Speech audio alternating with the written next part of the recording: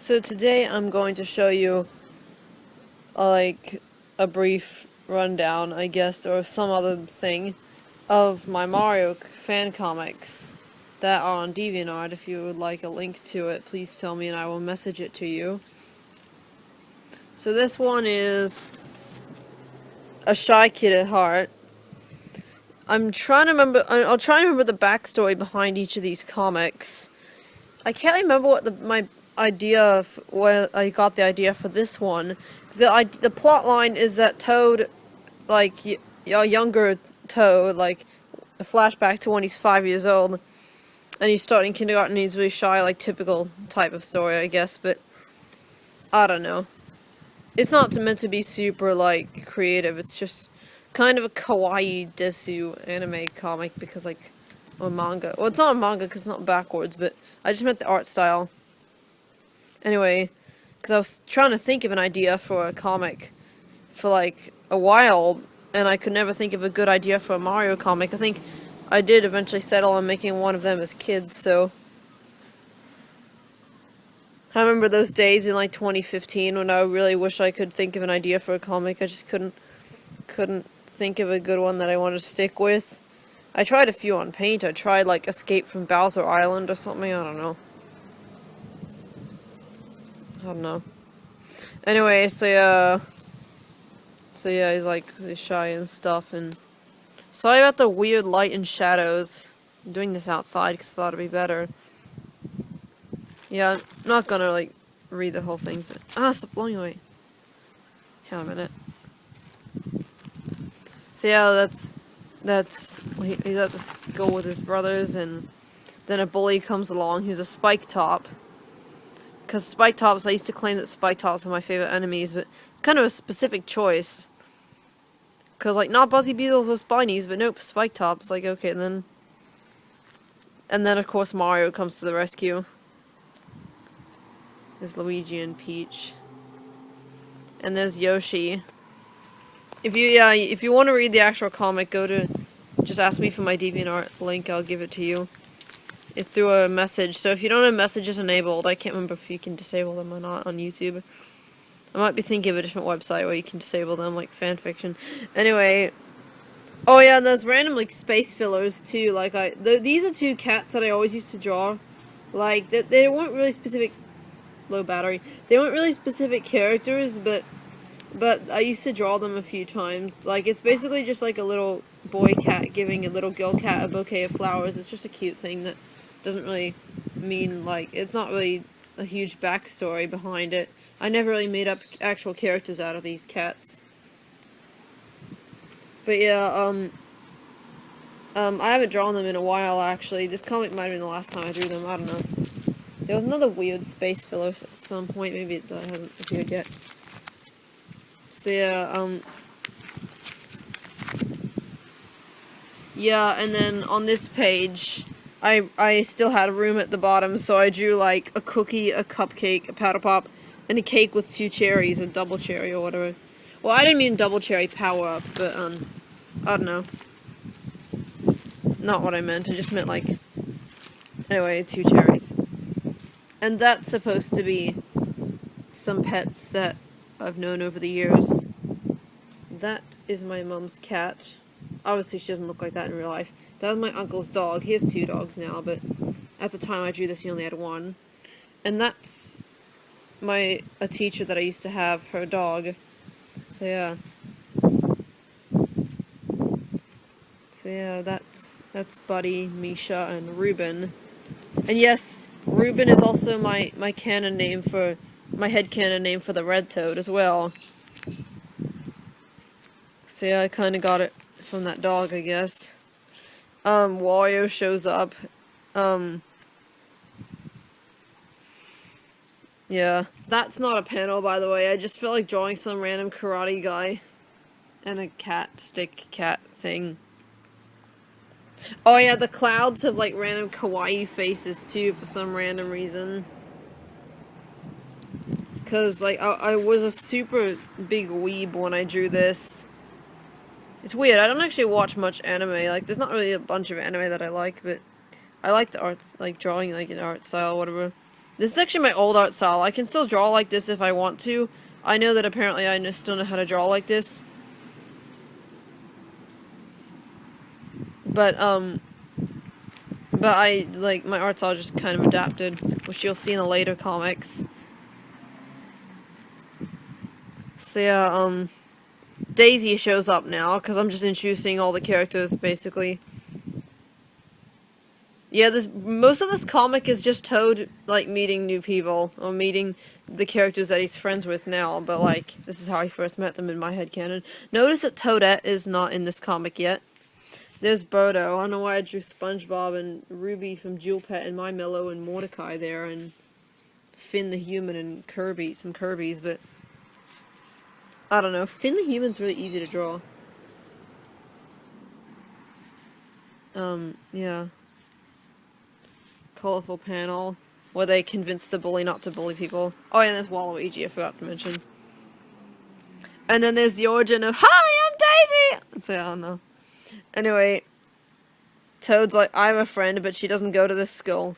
I wonder who that friend could be. So, yeah.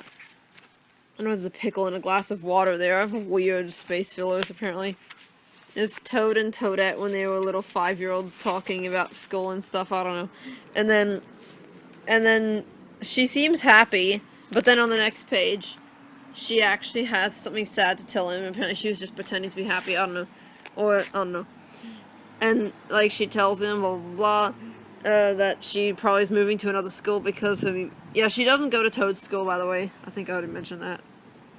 But she's like, moving out of town and stuff because she's, like, the teacher's like, oh, you're so good at music, you should go to a school that has a band. Because apparently her school doesn't have a band for some random reason.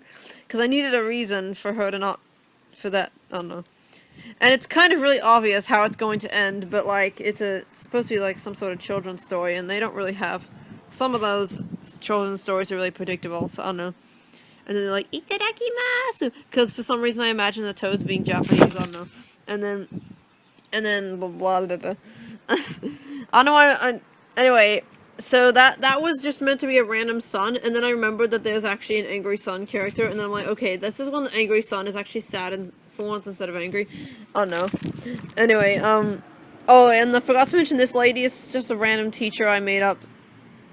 Who's basically this super cheerful lady. Her name's Miss Candy. I don't know why she has rabbit ears. They don't even look like rabbit ears. They're written in. Oh, and he's got a mushroom pillow. And yeah, predictable ending is predictable. So yeah, anyway. Yeah, that's basically what happens. And then that's a colorful panel with a lot of kawaii desu characters, even Wario and Waluigi apparently.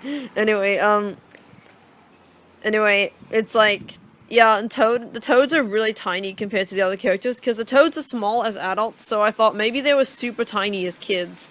Like, super tiny that you can hold them in your hand. That would be adorable. Actually, I have two fangirl characters who are both 10 feet tall due to mutation, and Toad is like a third of their height. Because Toad is 1 meter in my headcanon. Anyway, this cover was clearly drawn like months after the comic. This comic, New Super Marvel's Wii, it was supposed to be based on the whole game, but then I got lazy and just made it based on the beginning. So yeah, I don't know. Yeah. So yeah, and of course I made Toad appear on the first page along with Peach. That's a Mario Party 4 reference because Mario Party 4 says they all have the same birthday apparently. And then I made Toad all cute and stuff again. So I was still like, not worshipping, but I was still like praising Toad, I don't know. My fail Bowser, that just looks weird. Anyway, yeah, Toad messed up. I think I remember saying, since he was the star of my last comic, I'm gonna mess with him here, or something, I don't know. The Mario Brothers, Daisy, and, yeah, Blue Toad. Blue Toad's line is actually a reference to something one of my friends used to say to these other people. Anyway, other people, I don't know. And then the cake, like, Peach is, like, suspicious about the cake, and Luigi just fails. Because I used to make Luigi kind of on the stupid side in these older comics. Like, I never thought he was stupid, though. I just like to make him more naive, but I kind of went over the top in this comic. Cause he just randomly thinks she wants to dress up as a penguin, and then he doesn't clearly suspect the weirdo hair poking out of the cake, and then later on he's like, "That's a Yoshi egg." It's like really cheerful. I don't know. Oh yeah, I made the two toads that have the cannon, the green and purple ones, because instead of just two generic Kinopio lookalikes. Anyway. This is back before I made Daisy a goofy southern drinking girl, so she's actually kind of normal in this comic. And, like, she actually, like, is sweet to Toad and stuff. And Toad, like, thinks that she's gonna hit, and of course I put a Portal reference. Like, wow. Yeah, this comic's, like, full of references for some reason. Like, there's references to Mario Party 4, there's references to Portal, there's references to whatever else, I don't know. Random yellow toad. There's one-ups look kawaii, and then...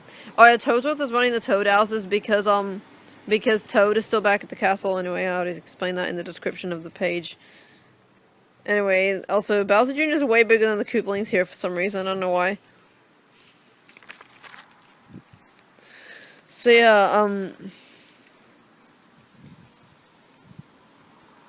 Anyway, Peach, I thought it would be epic if Peach actually escaped by herself, like in Super Mario Adventures, even if she gets kidnapped again. Like, obviously, in the actual game, she doesn't escape by herself. Who knows, we never see her point of view. Maybe she escaped by herself and then got recaptured, like she does in this comic, basically. I thought this page was so cool when I first drew it, because it turned out that Peach looked at one of her presents, and opened one of her presents while no one was looking, and there was a propeller mushroom in there, so she took it, and now she has it with her, and now she's using it to escape. Anyway, and then, yeah, I skipped the cave level, because it's like, I don't know. And then they meet up with Yoshi, so now they're in 1-3. And apparently Yoshi's smaller than the Toads for some reason. Maybe he was a baby, then really quickly hatched. I mean, grew. I don't know. But in the actual games, he hatches fully, well, artistic license, because this comic also had Toadsworth and Daisy in it, which aren't in the actual comic, but in game, but you know.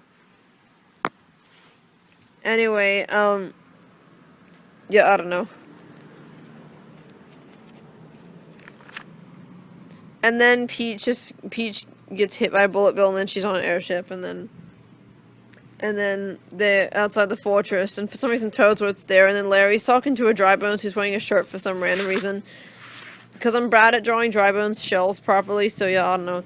And then that's where I ended the comic, because I got lazy, and I was like, okay, I'll just end on a really dumb cliffhanger of Larry saying something, I don't know. And there's nothing here, it's just a blank page, and that's the back of it. Anyway, I'll be right back with the other comics. So yeah, another cover that was obviously drawn months after the actual comic. This comic was initially supposed to be an alternate universe, because at the time, I still shipped Luigi and Daisy, but I decided to make a cute little comic about Luigi and Toadette, because this is when I first started to like them, and originally I just liked them, I didn't, like, have them in my actual canon. I had them as canon in an alternate universe, but then as the months went by, I ended up just liking Luigi and Toadette better, so I'm like, okay, I'll just put that as my actual canon then, and just say that Luigi and Daisy were dating briefly, and then they broke up. And this is how they broke up. Luigi kissed Daisy, then suddenly imagined her as Toadette, and, like, jerked away because he's thinking, why am I kissing Toadette, or something, I don't know. He, like, imagines Daisy's head as Toadette's head for some reason, and then Toadette, Luigi, in this comic, Luigi, like, is in denial that he likes Toadette. So he basically is like, Toadette, where the heck did you come from? And then Daisy just gets really mad, and she's like, I'm not Toadette, you peeping idiot. So I don't know. I'm not gonna read the whole comic, though, out loud, because I already did that in a different video. But anyway, so yeah. It's weird, because Daisy's not really that goofy in this comic. She's more just angry, hot-tempered, I don't know. I guess she's sober in this comic, I don't know. I used to make that Daisy had, like, a split personality, that drunk Daisy was, like, stupid and goofy and, like, more calmer, laid back, and then sober Daisy was, like, hot-tempered, hot-blooded, and just weird and ditzy. But I guess they both kind of have a stupid side, but I don't know. Her sober version is kind of acting more similar to her drunk version in later stuff, but anyway, See, back when I actually used to put, like, Yellow Toad in comics a lot. Oh no, he still kind of appears. He appeared a bit in my Waluigi and Daisy comic, but anyway. So then, I remember I had fun drawing this one when I was, honestly, when I was younger. Well, I was younger, I was 2 years younger. I drew this in April of 2016, except the last page I think was drawn, last couple of bits was drawn in August, but anyway, it's really obvious when the art style changes, but you know. Yeah, so I had fun drawing this because I was really random and all the characters act really silly in this comic for some reason. Like, Toad is in love with a chocolate bar and Peach doesn't care about Daisy because, oh, she has cookies. It doesn't make any sense, like, seriously. I just, later I said, oh, they act like that because they were all sleep deprived during this comic. Like, okay, then that totally, I guess it's some sort of reason, but... Well, it's not that Peach doesn't care about Daisy, she's, oh no, it's just really stupid. Anyway, Toadette and Luigi, well, Toadette's kind of dumb in this comic, even though I like to make her one of the smarter ones in later comics, so I like to say maybe she got more mature between, like, as the years went on, or as the months went on, I don't know. Oh yeah, Luigi and Toadette are, like, there's not really a smart person in this comic. I don't know. Anyway... because this was supposed to be part of a silly alternate universe. That's why they all act silly in this comic. Is because it was initially supposed to be an alternate universe where everyone was weird. Because it was based on these recordings I used to make. On this very phone, actually, that I'm recording this with. I made a bunch of audio recordings of various crack pairings in Mario. Like Luigi x Wario, which I'm pretty sure no one ships that. I don't know, maybe somebody does, but... I don't know. Or like, Toad x Birdo. Most of them involve Luigi, though. Like, there was Luigi and Toadette, Luigi and Waluigi. Basically, Luigi got together with everyone in those recordings except Mario, because that's just creepy. And not Bowser, either. But anyway, so yeah, he basically...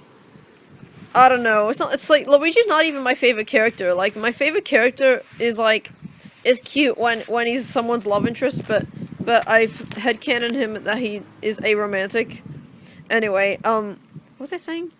Yeah, so these alternate universes were supposed to be, like, they were really random and weird. Because I'm weird in my recordings, that's why this comic is weird, because it was based on that. Anyway, I focused on this page too long. Basically, Yellow Toad's very observant, just by his naive personality. He's like, he straight away notices that she has a crush on Luigi. Also, her head is totally backwards here. I don't know. Anyway, Mario's talking through a blob, a phone, and then, oh yeah, Waddle Dee is there, and Kirby. And those are cute. Anyway, so he has a dream about Toadette, where he's like, but Toadette, you are my princess. And then later on, I saw another comic similar to this, except it was Mario and Toad. Like, actually, I based this on a different Mario and Toad comic, where Mario's like, no, you're the one I'm looking for. So that's where I got the idea for this bit. But then I saw another comic after I drew this, where Mario said to Toad, but Toad, you are my princess. And I'm like, oh man, I totally didn't even mean to copy that other comic. But I don't know. I got the idea from a different comic that didn't have that exact dialogue, but anyway. This is the part where Toad's in love with a chocolate bar, which is really dumb. Like, I got really sick of that joke. Like, that's why I made sure that that joke ended when the comic ended. The very last panel ends the Toad X chocolate bar ship. I'm sorry. Like, I thought it was funny at first, but then I'm like, okay, I'm just really sick of it by now. No, I'm kind of fine with it now, but I don't know. It's supposed to be a one-off thing, but then I found opportunities to bring it back. That's when Peach is like, who cares as long as we've got cookies? It's like, what? That doesn't even make sense. Anyway, yeah, so, by the way, they're at Peach's castle, and then, yeah. And then, Luigi has a dream where he's kissing Toadette, and then he's kissing a pillow. It's like, well, it's like you fail. You can barely see now. Anyway, and then, yeah, and the dog thing that Mario says here, I got this from, like, I think I heard it in Tokyo Mew, and I also heard it in Onigami Melody, so maybe it's a Japanese saying that people say, I don't know, because a fight between a couple is something even a dog won't touch. Because in Toka and Mimu, they were trying to figure out, like, is it a parent and child, or is it siblings? And then Zakura was like, it's a married couple. I don't know. Anyway. Oh yeah, and this scene right here, I think this is when I started thinking maybe Yvonne, Blue Toad, has a crush on Toadette. Also, Toadette's immature and silly and childish in this comic because she's acting like a little girl. She's like, why are boys so dumb? I don't know. It's like, Toadette of my works now wouldn't say that, but I don't know. Who knows? And then, yeah, that's where I had the opportunity to bring back Toad and Chocolate Bar. And then, yeah, the random stick figure versions for the chibis, like, there and there. Yeah, and then, Daisy steals Mario's hat. And this is when the art style obviously changes, because it's like 4 months later or something. And, yeah, it's actually Daisy. Like, you know in Super Mario 64 DS, when you put on someone's hat, you turn into that character. So that's basically what's happening here. Daisy's turning into Mario, and now Luigi's really confused because Daisy is like giving a love confession to Luigi while still disguised as Mario, and he's like, what? And then it's actually Daisy. As if we didn't already know, but anyway, I already said that, but... And then this is the part where Toadette and Luigi confess to each other in the form of Toadette kissing him on the cheek. That automatically means they're together, right? Okay, no. Well, it does, I guess, but... And then Mario's, like, really forgiving to Daisy. And then, like, I made Waluigi appear there because I was starting to ship Waluigi and Daisy, I guess. And I'm like, I was still afraid of hate comments back then. So, yeah, that's why I was hesitant to... Actually, I don't know if that was the reason. I guess I just didn't bother to draw it as much. I still need to draw more Waluigi and Daisy stuff, because... I think the reason I started shipping it started off with me feeling sorry for Waluigi that Daisy didn't like him back, and then my headcanon changed. The phone decided to die on me. So now I'm using a different phone to record. But anyway... it's funny because it probably cut me off in the middle of my sentence. Like, I was saying that something about my headcanon changing... Oh yeah, that's right. I was saying that I used to feel sorry for Waluigi because Daisy didn't like him back, and then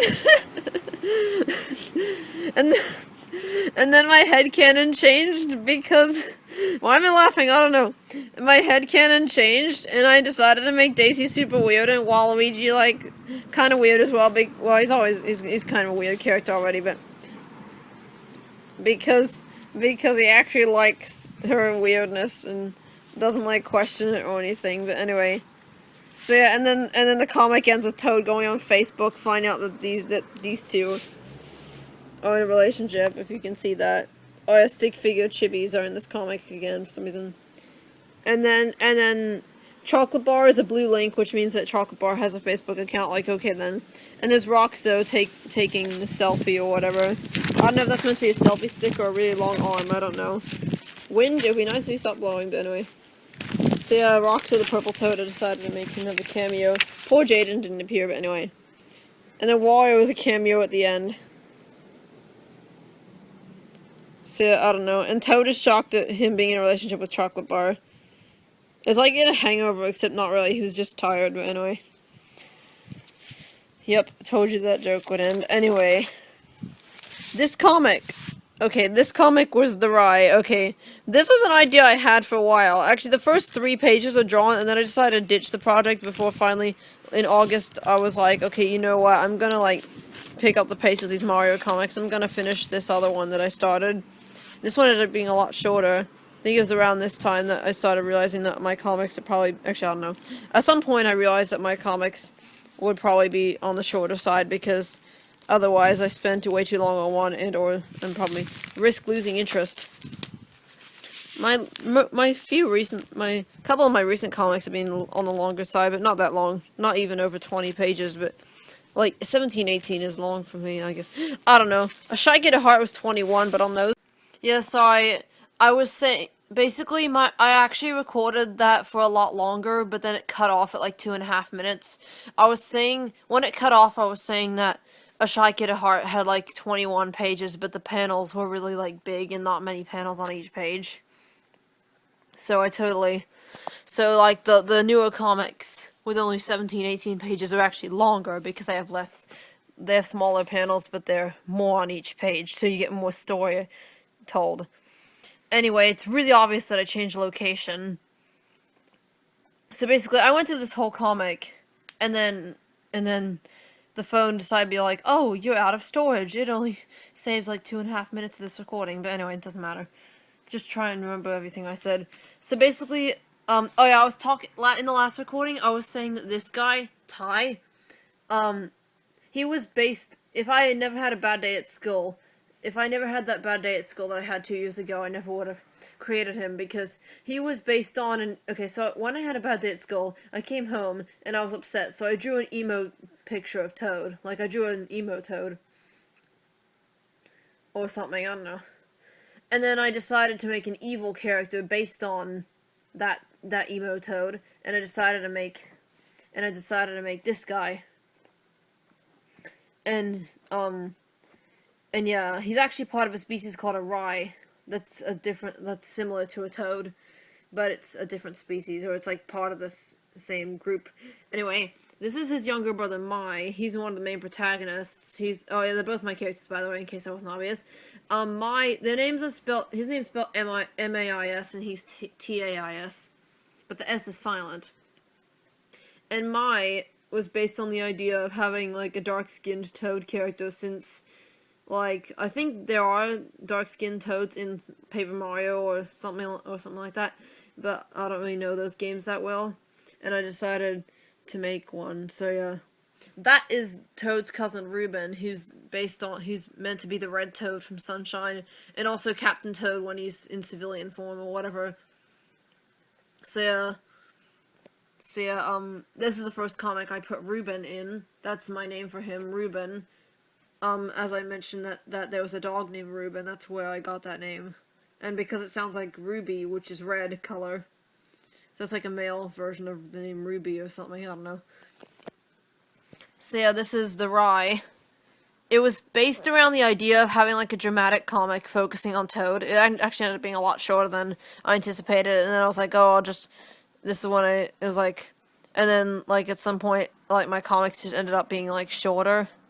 Or did I already say that? I can't remember. I did already say it, but I can't remember if that bit made it in the recording that got kept. I don't know, because I was saying something about how the comics got longer or whatever as they went on. So anyway, the first half of this page focuses on my own characters, Mai and his dad, King Rai. Mai is only 9 years old, by the way. Sorry. Basically, Mai is like this sad character who like barely really smiles that much.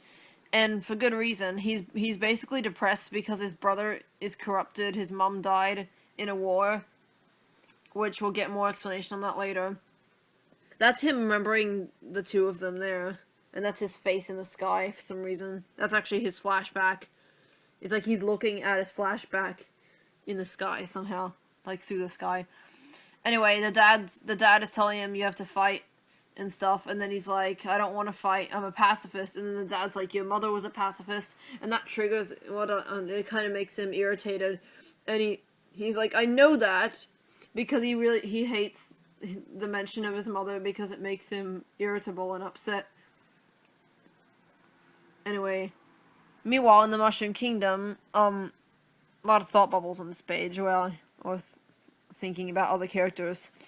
So basically, Toad wants to hang out with his brothers, and one of his brothers, Yvonne, is like, we promised Ruben we'd hang out.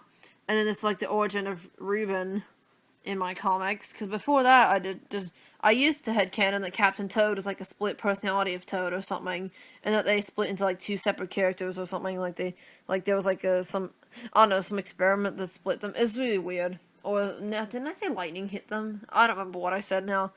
But it was really weird, and I just decided to change it so that Captain Toad was always a separate person, because I know Captain Toad and Toad aren't the same character. That's why I wanted to make... I don't know, I think after I kind of realized that, I was like, okay, I like the idea of them being separate characters anyway, because Toad is being described as a humble character, and Captain Toad definitely isn't humble, so that's why I kind of believe that they were separate characters anyway.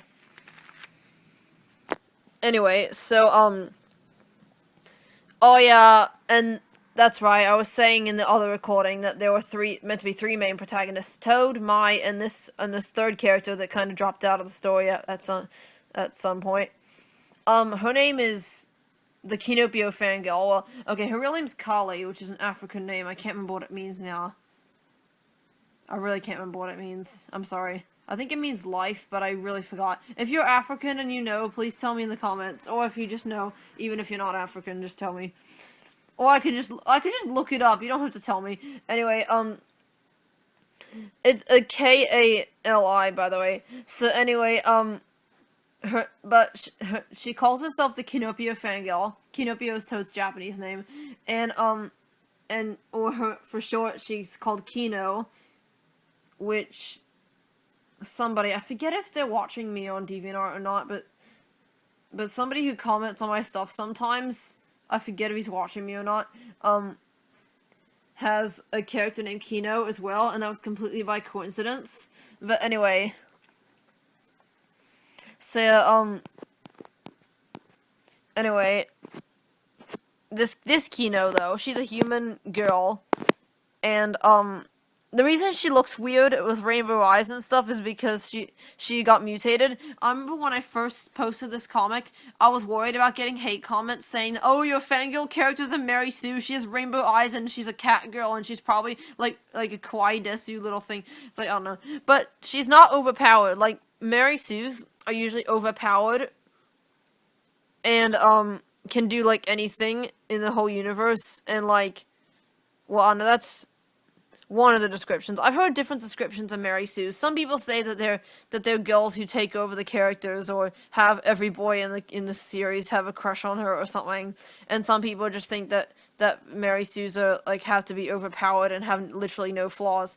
But this character, she has flaws. She's shy and she's also a normal character. Her best friend is a weirdo. He's a wacky weirdo. But she was mutated, which affected her personality. She was always weird, but she got weirder with mutation. But that's a whole different story that I'm not going to get into right now. This fangirl, though, she actually is the normal one of the two. Like, when I first created them, they had virtually no differences between them. But then I decided, okay, you know what, I'm going to make this girl normal. She has fangirlish outbursts, but that's to be expected from a fangirl. She's still much more normal than most fangirls. Anyway, she's mostly a calmer person most of the time. Not all the time, but most of the time. And, oh yeah, she's also shy about having a crush on Toad. But Toad doesn't have a crush on her because he's oblivious. And that kind of sounds like a cliche, doesn't it? But anyway, yeah, no character has a crush on her, though. That's the thing. None of my fangirls are anyone's love interest, though. Anyway, I'm trying to think. Yeah, none of them have someone crushing on them. One of the fangirls is an immature 12-year-old who's kind of a brat, and another one's a shy 6-year-old girl, and another one, and the other three just don't have it. Anyway, why am I talking about the fangirls? I don't know. I was just so afraid that people would hate comments saying, oh, you're fangirls, like, oh, I already said this. But anyway, nobody did, so that's good. And eventually I started thinking of my own character as a Mary Sue because I was afraid of the hate comments, and I was like, oh, sometimes if I'm afraid of hate, I kind of start to pretend I agree with them just so that to insult myself before anyone else can. I don't know. So yeah, she looks disgusted, but she's actually just sad. And the background just suddenly disappeared, like, okay then. And Toad has a phobia of fangirls, by the way, because he met the other weirdo one. Weirder and weirdo, okay? He met the other fangirl, prior to meeting her. Anyway, then Mai arrives. Sorry it took like 5 minutes to talk about the fangirl, but seriously. I just tend to go off on a tangent sometimes. Anyway, that page got kind of, like, dirty because it was, like, in my school bag for months or whatever. Maybe not months, I don't know. Yeah, so yeah, this is basically just Mai meets Toad. And then he asks Toad for help. And this is the first time, he only smiles 3 times in this comic. And the first time he smiles, it's kind of just a nervous, timid smile. And he's not really, like, he's kind of, I don't know, just afraid still. He explains that somebody very close to him, was murdered. And Toad is like, no one-ups, because he doesn't realize that not everyone has one-ups. And they say, one-ups? This isn't a video game, you know? Like, he gets really annoyed, because he thinks that Toad is, like, joking around or something, I don't know. Even though Toad's being dead serious, and he just thinks that they have one-ups, just like he does. And then, yeah, he explains that his brother, like, their species, when they get too strong, that's right, when they become strong, and they possess weak people and help them become strong. And then, and too much strength can turn them evil and corrupt. And then that's what happened to his brother. He wanted to avenge the mom, but then he went too far. And then that last panel there is just pretty much the same as that last panel there, except he's slightly more sad there. Then Toad is really bad and awkward at comforting people, which is a relatable trait to me. And yeah, sorry, these pages are all like, because the wind was blowing them around like crazy before, so they might have come out of their sleeves. Anyway, so then the fangirl shows up, and she's all optimistic and stuff. And then she's like, you're the most adorable thing to ever walk the planet! Lol. That was my DeviantART signature for a while. Part of it was Kinopio Toad is the single most adorable thing to walk the planet. It's like, yes, walk the planet. The non-existent planet, okay. And the non-existent character. That's the other fangirl, by the way. The Toad fangirl. Her nickname is Toadie. Her real name is Tomoko. I named her after Toad's voice actress in Mario Party 1, 2, and 3. Was voiced by Tomoko Maruno. Then, like, blah, blah, blah. They all agree to help.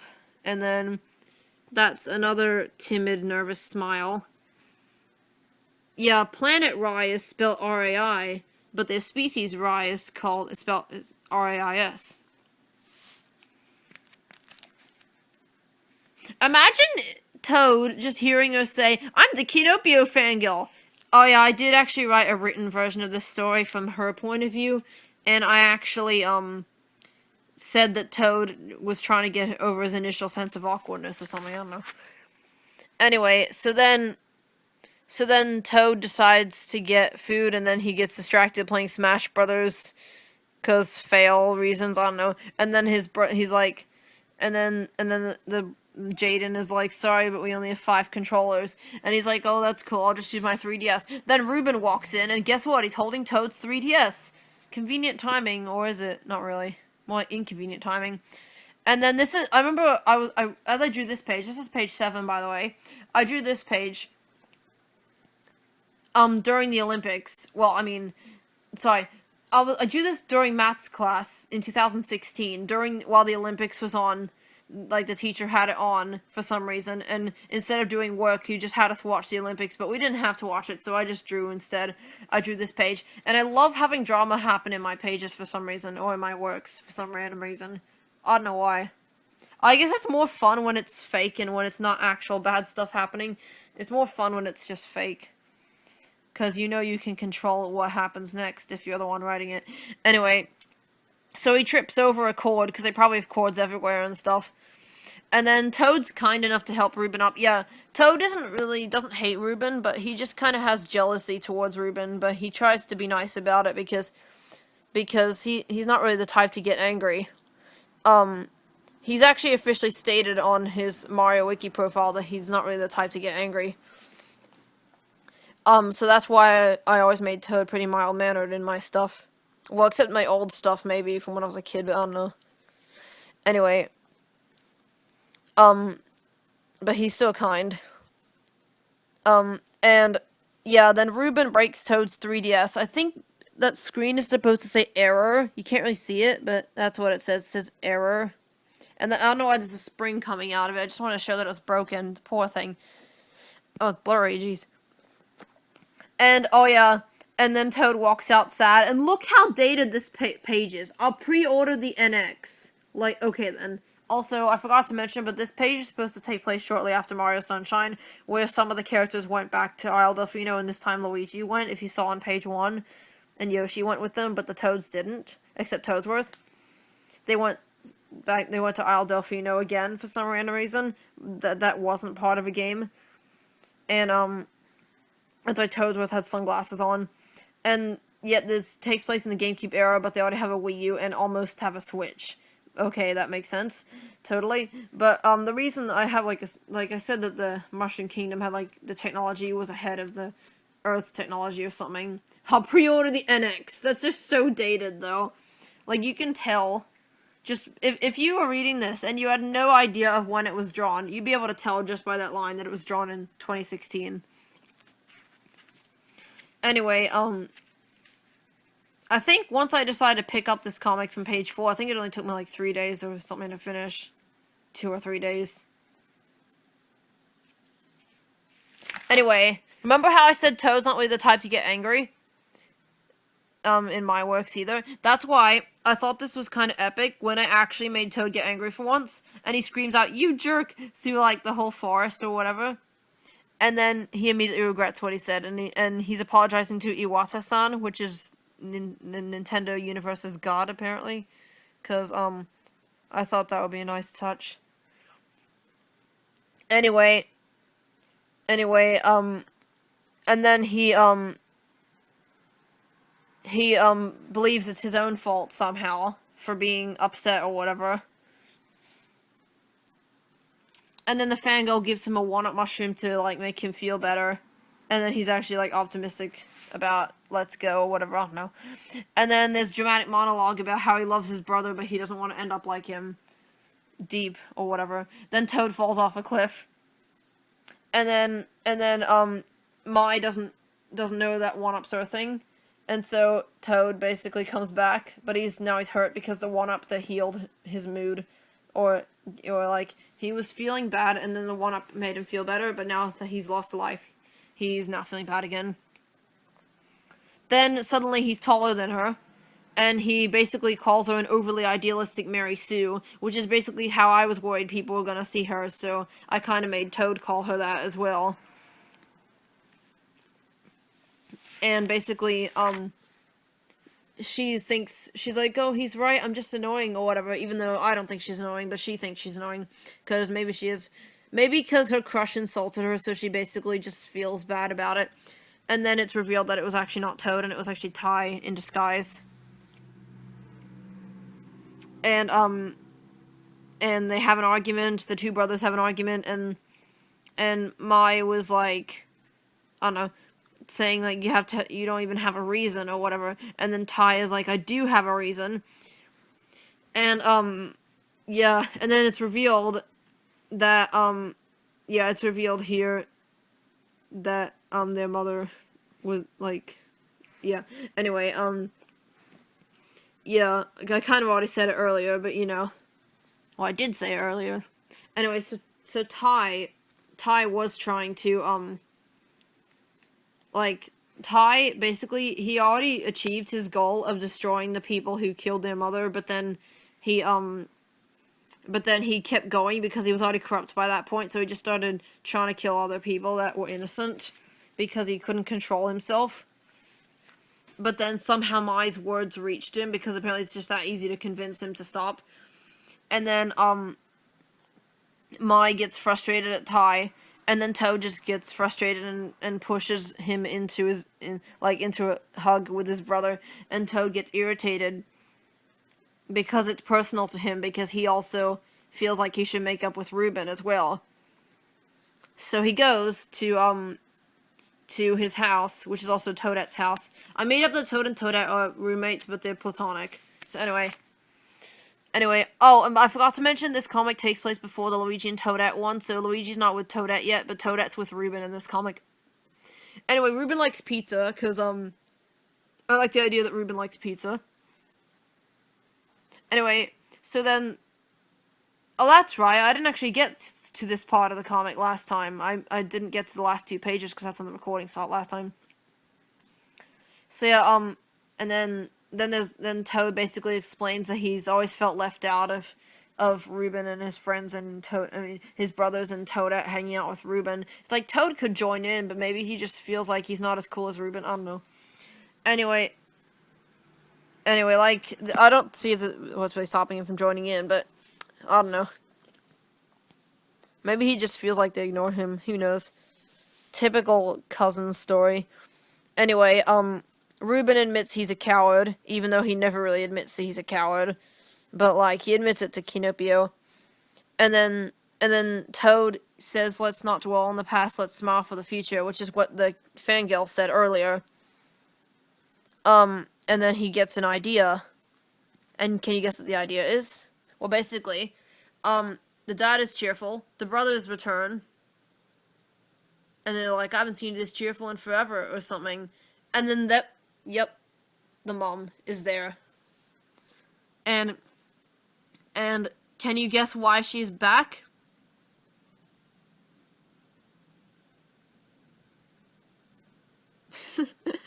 Yup. I was so proud of this ending when I first made it.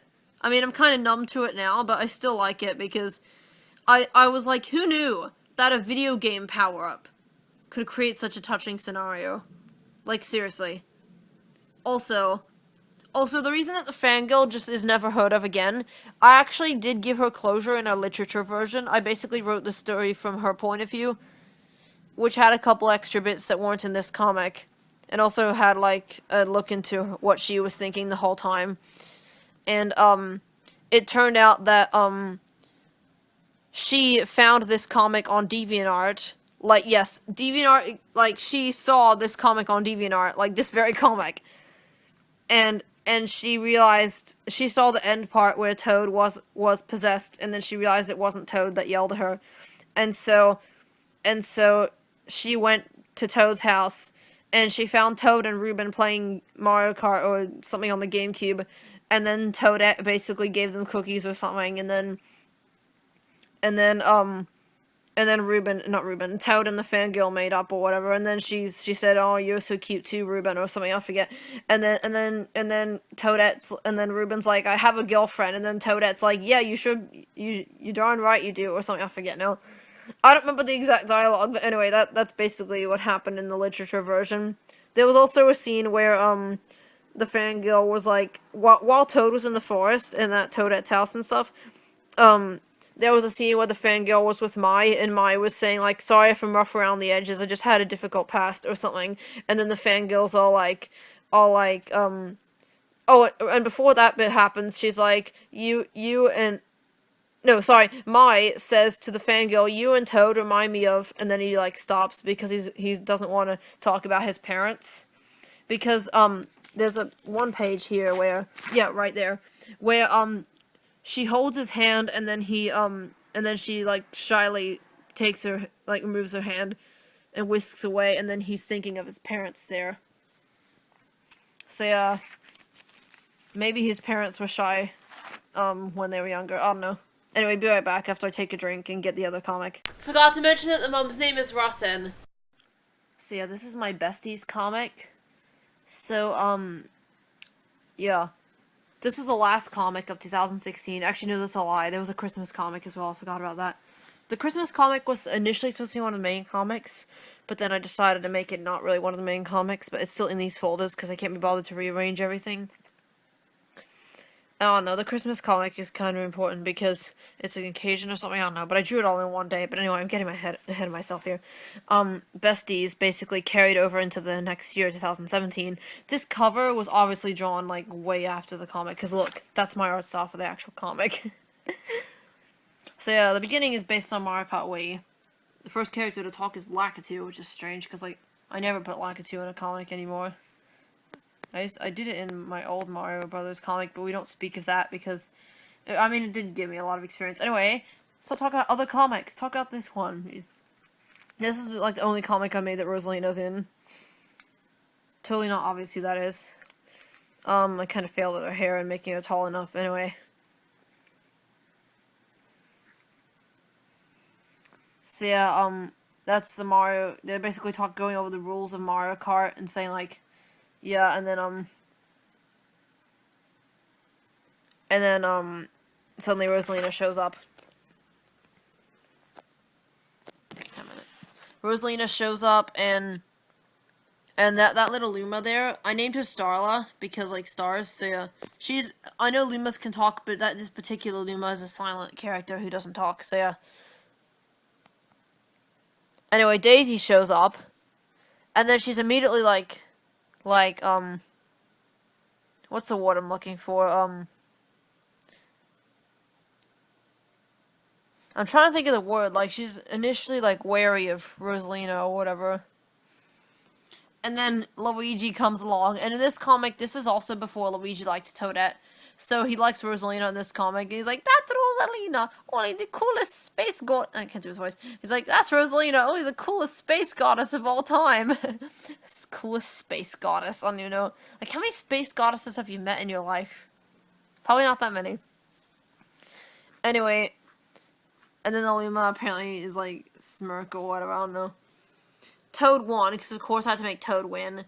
And I made up his I'm the best costume, catchphrase. I don't know where I got costume from. His I'm the best catchphrase is like an impulsive, like, thing that he says before, like, realizing how arrogant he sounded, I don't know. To make it fit with my version of him, that, like, is constantly self-deprecating and stuff. This is when I first put alcohol in the comic, and when I first put this up, I tagged this as mature content for being drunk. It's like, really? Oh, was that much of a prude back then, that I had to tag being drunk as a mature, I don't know. Anyway, so yeah, so basically Daisy wants to get everyone drunk, and then Peach is like, no, this is my castle, you get me in trouble. Yeah, I'm not doing their voices because I'm trying not to be too loud. Anyway. Then, oh, I skipped a row, whoops. And then basically, like, she gets Peach drunk, and then, like, oh, this bit was a reference to, which one was it? Oh yeah, The Amazing World of Gumball, where Carrie wants to, like, possess Gumball to eat, and then he's like, oh wait, but only this one sandwich, but before he even finishes the word sandwich, the scene switches to him going on, or to Carrie going on an eating rampage. So it's like, but only one glass, and then suddenly it skips to her having a hangover. Like, who looks that good after a hangover? Like, seriously. I don't know. But anyway, then suddenly Peach wakes up and Toadsworth is mad. Because, yep, Toadsworth is a main antagonist in this comic. And then he's like, I've cut off all contact with Daisy. It's like, poor Peach and Daisy. Anyway, so this comic is about Peach and Daisy's friendship. Rosalina was going to be in it more, but then the plot somehow changed, so I don't know. It was initially going to be Rosalina, like, kind of pseudo-replacing Daisy as Peach's best friend, kind of all in Daisy's head or something. I don't know. Or maybe not. It is kind of in Daisy's head, but I think the original comic was going to be, like, Rosalina hung out with Peach a whole lot, and then Peach realized that Rosalina's, like, boring or something. Well, she's not boring, but, like, she's not, like, super wacky, so... No hate on Rosalina. Rosalina's a cool character. Anyway... And so was Daisy. Anyway, and so was Peach. Anyway, so basically, Peach cries a lot in this comic. This takes place before the new Super Mario Bros. Wii comic, because this takes place during Mario Kart Wii. So I decided that Peach, like, used to be not as cool, and then she became cooler, I don't know. I like to make that the reason that she gets kidnapped so much is because she has trouble standing up for herself. And, like, even though she can have a tough side, but she has to learn, like, to be brave enough to use it. I don't know. It's weird. Anyway, Rosalina looks weird there. Anyway. So she reads her storybook, which if you know Rosalina's storybook, it has very sad stuff in it. So then Peach just offers a hug, and then Daisy looking through binoculars, looks doesn't even look, I don't know what the binoculars even look like. And then that's these dumb face. I love drawing dumb Daisy faces. Most of them involve buck teeth, though. And cross eyes, or just always look different directions. Anyway, so then this bit where she's like, and that is why we cannot be friends anymore, is a reference to, Friends, where Ross is saying to that girl, like, that is why we can't see each other, I don't know, to cover up that they were, like, meeting up or whatever, I don't know. Anyway, basically, Daisy, yeah. So, I don't know what I can really say about this page, except that, that Peach goes outside for a walk to feel better, and, she tells Mario what's going on, and Mario's like, you're a strong girl, I believe in you, this Papyrus, because I was just getting into Undertale when I drew this page, and because he says, I believe in you, so that's why I drew Papyrus. Anyway, and then Peach cries, like, really, and then, no hate on Peach, though, she's awesome, and then Ruben is like, there for some reason, because I just want to put Ruben in for some random reason, and then, like, Toadsworth calls Peach, and he's like, I got a surprise for you. That's a space filler. That's a character I made up. That hasn't really done much in my comics. I think it only appeared in like, one comic for, like, 2 panels or something. Or 3 panels. And by the way, that thing has no gender. And it's a baby. And it doesn't even exist yet in the present. It only is born in the future. Anyway. Its name is Twizzle, by the way, in case you couldn't see the writing there. So basically, Toadsworth says he has a sleepover for Peach, and then he invited all the girls. And yes, Bodo does count as a girl. In my headcanon, she's a transgender female, so she counts as a girl. And Toadsworth is accepting of that. So I made up that in the Mario universe, there's no homophobes or transphobes. Like, everyone accepts them. Because I like doing that in stories, having everyone accept them. It's just easier and more happy. Anyway, and stuff. Anyway,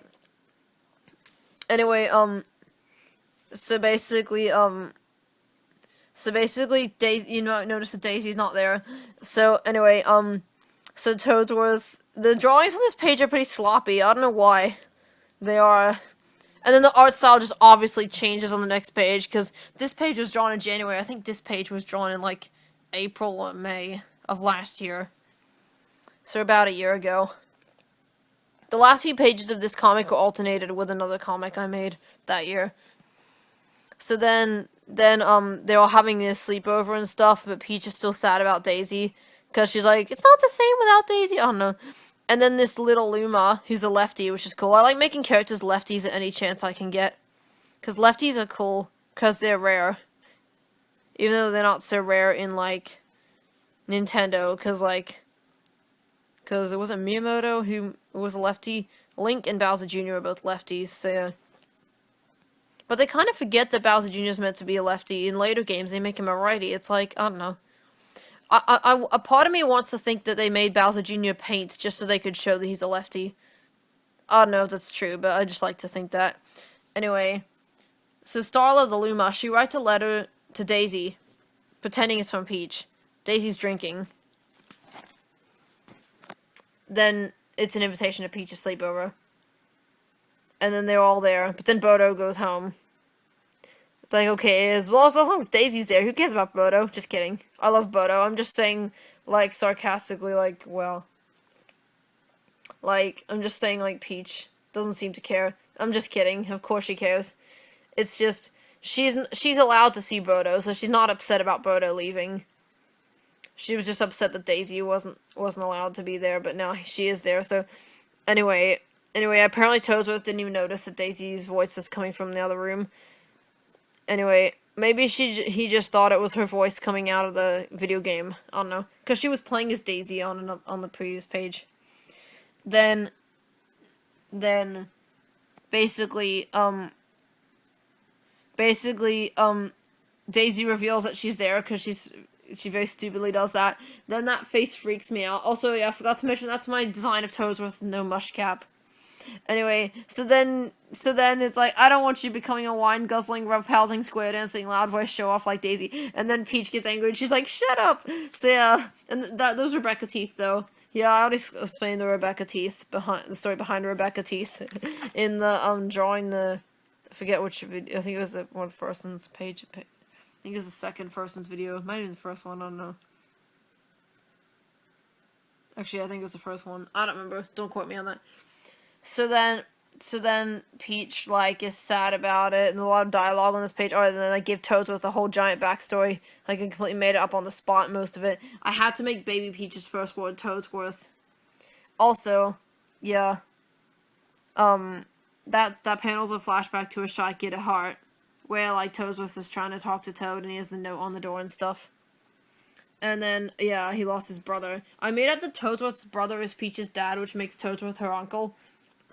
And that's why I made up that Peach is actually half Toad. Well, I don't know, if the babies in the Mario world come from the stork, maybe she's not half Toad, but I don't know. Anyway, I know Peach, I thought Peach's grandmother was a Toad, but apparently that was a mistranslation, so I don't know. I mean, her grandma could still be a different Toad, I don't know. Anyway, I made up that if someone dies of natural causes in the mushroom world, or of old age or something, then they don't come back. But if they die by falling in a pit or getting chomped by a Goomba or something, then they come back. Anyway, yeah. Then, you know how they always call each other Toadsworth and Princess. This time they call each other Father and Peach, which is supposed to be like heartwarming or something. I don't know. Kirby's again. Was I on a Kirby kick when I made this? I don't know. And then Toadette was the one who took the picture because she woke up, apparently. And then I had to end it with Luigi. One more reference of Luigi liking Rosalina. And Luigi's also a lefty because he's a mouse with left hand, so yeah. So yeah, I can't remember where the inspiration for this comic came from. I just wanted to draw one about Rosalina, Daisy, and Peach, I guess. I mean, people have definitely done that before, but I don't know.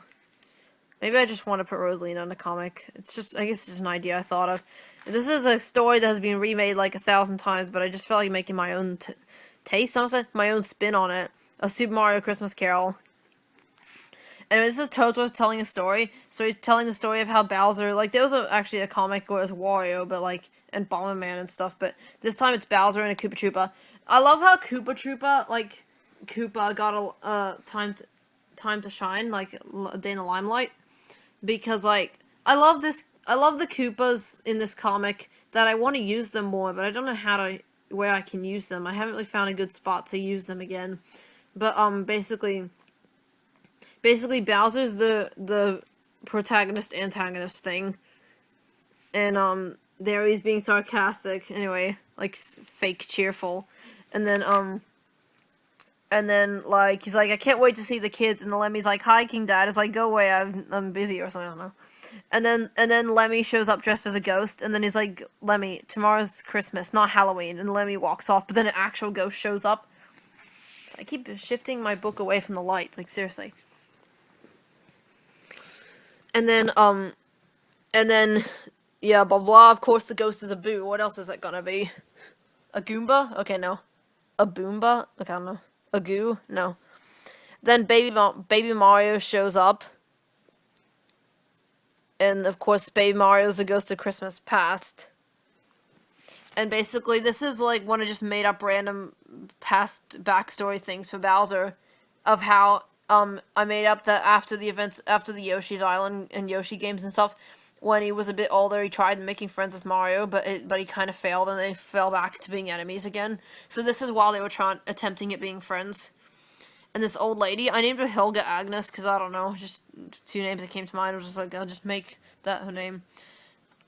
Then Bowser sings, like, and blah blah. And he's upset that nobody complimented his singing. Then this Miss Candy from the other comic, The Shy Kid at Heart, she basically, she's like, she gave, like, everyone got presents, in, like, school, and then Bowser got a lump of coal, and the stuff he's holding is supposed to be wrapping paper. It looks really bad, I know. I was really lazy at these comics, I guess, back then. I kind of still am, but then this random Koopa girl. I actually made up that she's the Koopling's mom, but they weren't together. They didn't have the Kooplings together, though. I made up that the Kooplings were adopted by Bowser, but she was the original mom of them. But in this, they're teenagers. And she's just this random Koopa girl that Bowser liked, but she hated him. And then those are fail tears, by the way. Also, what was the other thing I was gonna say? I don't remember now. What was I gonna say? No, maybe there was nothing I was gonna say. So anyway, Tumble shows up. Tumble from Mario Party 3, who later reappeared in Mario Party Advance, I'm pretty sure. I really want to put Tumble in a comic too again, but I really don't know where I can fit him into a comic. Like, I really gotta make him appear again. So yeah, anyway, he's the Ghost of Christmas Present. Anyway, there's a lump of coal in the box, and he's like, what have I done this year? And he's like, oh, you really want to know? I like to make up that Tumble has, like, a wide range of high emotions, like, super happy, like, super angry and stuff, super sad, because that's what he does in Mario Party 3, he has, like, very big emotions, and a vast range of emotions, compared to Toad, who's always smiling in those games. Anyway, I like to make up that in Mario Party, there was, like, Toad's happiest time of his life, and then before that, he was too shy, and after that, he was kind of anxious and depressed. Anyway, so Tumble takes him to the Koopa's house, and, okay, so basically, headcanon time. This particular Koopa is the same one that you play as in the Mario Kart series, and this paratrooper is the one from Double Dash. And those two Koopas, I headcanon as brothers, and the paratrooper's the younger one, and he's a kid. I headcanon that paratrooper is 8, and Koopa Troopa is 13. And that's their dad. Basically, okay, so in Mario Party 5, there's a game where you collect flowers, and at the beginning, a Koopa couple who just got married walks out and throws the bouquet, and that's why you have to collect the flowers. So I always headcanon that those Koopas were the mom and dad of the two Koopas brothers from Mario Kart Double Dash. Because apparently they had babies within 5 days. Okay, no. I'm just kidding. I don't think my headcanon that Double Dash didn't actually... Like, Double Dash came out 5 days after Mario Party 5, but in my headcanon that's not the amount of time it actually took in their universe between those games. Like, maybe Double Dash, I don't know. Who knows, but anyway. Well, maybe they got married years ago, because they get married, like, a lot. Like, every time you play that minigame, they get married. So it's like they get married a whole bunch just because they enjoy it. I don't know. And, maybe that's why they already were married a long time ago. And just keep doing it over and over again for some random reason, because it's like their hobby or something. And maybe their children were already born at that point. I don't know. Anyway, that's enough about that. So basically, the Koopas, like... I like to make that the Koopa family are all nice people. Like, they're good Koopas. And, like, the Koopa Troopa, like, works for Bowser, but he doesn't like it. And he just does it to help the family or whatever. But he's actually good. And the dad's, like, understanding about him not making money. And then the mom walks in... And of course, she's making roasted onions, I'm sorry. And then Boo shows up, and now he's Big Boo, apparently. And then he shows Bowser a brief look at the future, because, like, I don't know, I guess I just was kind of rushing this comic. I'm not rushing it, but, like, the last couple of pages have really sloppy drawings. Anyway, so that's Paratroopa. He's now a Parabones. And I loved this panel when I first drew it, because, like, that close-up, though. Kind of looks like the actual Boo a little bit. And then that game over screen is supposed to, represent Bowser dying, by the way. Anyway, then he wakes up, and then Bowser Jr. is, like, adorable for some reason, because I love making Bowser Jr. adorable for some reason. I said for some reason twice, within, like, the same 5 seconds. Anyway... So then he dresses up as Santa and goes to the Koopa's house and gives him a lot of money. And then suddenly his beard has disappeared there. Maybe it fell off, I don't know. Then, I made up that the Koopa Kid, / Baby Bowser from the Mario Party games, like the Koopa Kid from Mario Party games, I made up that he was, like, the cousin of Bowser Jr. or whatever, and I guess he was visiting Bowser that day or something. Bowser Jr. gave Bowser a present. So there was, like, this whole thing throughout the comic where Bowser was getting lumps of coal. And Bowser Jr. and the Koopalings all, like, pooled their money. And they didn't have much money. But they got him, like, just one singular candy cane. And Bowser was still happy that he got a candy cane. Because he was happy just because it wasn't a lump of coal. and he finally got something that wasn't a lump of coal. Even if it wasn't the best gift, it was still something better. And that's why he was happy. And then, like, most of the characters, like, walked off and did their own thing, and only Toad's really still listening, and Daisy's just weird. You can't even tell that's Daisy. It doesn't even look like her. And then there's Rose and Lizzie, who are my characters, and they kind of show up. They have bigger roles in a couple of the later comics, the future comics, because they're characters for the future. That Toadsworth is telling this story in the 5 years later timeline, by the way. Yeah. And basically, yeah. I don't know if I'll talk more about this tomorrow. It's getting kind of late. It's like 11 o'clock p.m. now. So I'll just close off by saying I drew this whole Christmas comic, 7 pages, in one day. On December 17, 2016. That's why the drawings look really bad by the end, because I was just getting so tired of drawing by this point. But I was like, I have to finish this. It's almost over. I'm almost there. I don't know. Anyway, this is a sneak peek at what the next comic will be. Nontundi. Ain't that suspicious? These characters don't look quite right. Anyway, you'll find out why very soon, because in the video it'll only be like a second, but in real life it'll be like several hours. Anyway. Okay, so this comic is called Nontundi, as I already showed you. And this comic, where you're about to see what's going to happen. So it begins with, whoops, sorry, spoiler alert, jeez. Okay, no. It starts with Luigi, quote unquote, showing up to Toadette's house, and she's like, "You're not Luigi." He's like, "No, I'm Linguini." It's really weird, but pages, seriously, stop blowing around.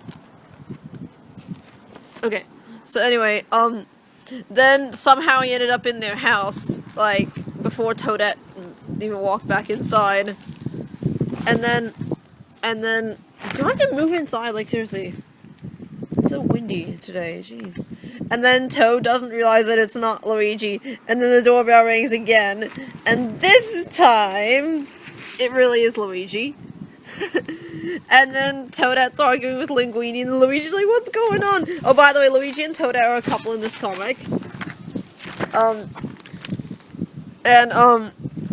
think this is the first comic where I actually use Luigi and Toadette as a couple again, after the Luigi and Toadette comic itself, because the other comics I made after that comic took place before it, or in the Christmas comic case, they just happen to not appear. Rose is actually Luigi and Toadette's adopted child that I made up. Anyway, she's actually a teenager. I wanted them to not age too much, so I made her adopted. So yeah. And have her still be a teenager. So anyway, Linguini, like, insults Luigi. He's like, "Bye, loser!" And then he's like, "Arr!" And then Luigi chases him.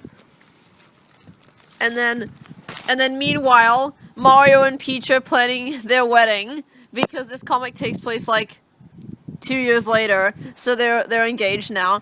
And then, basically, Mario gets distracted seeing the two Luigis out the window, and he's like, and then Peach is like, "I'm gonna go get my planner." So then Peach comes back, and is like so obviously a different person now. But Mario fails, because apparently everyone's stupid except Toadette for some reason. Oh yeah, Luigi. Well, Luigi knew it wasn't him because, you know, the obvious reasons, like, because he's him. Anyway, so then I love drawing this scene for some reason, even though it's really sad and stupid and bad. But anyway, and she basically insults him, and then she poses as Peach. She pretends to be Peach.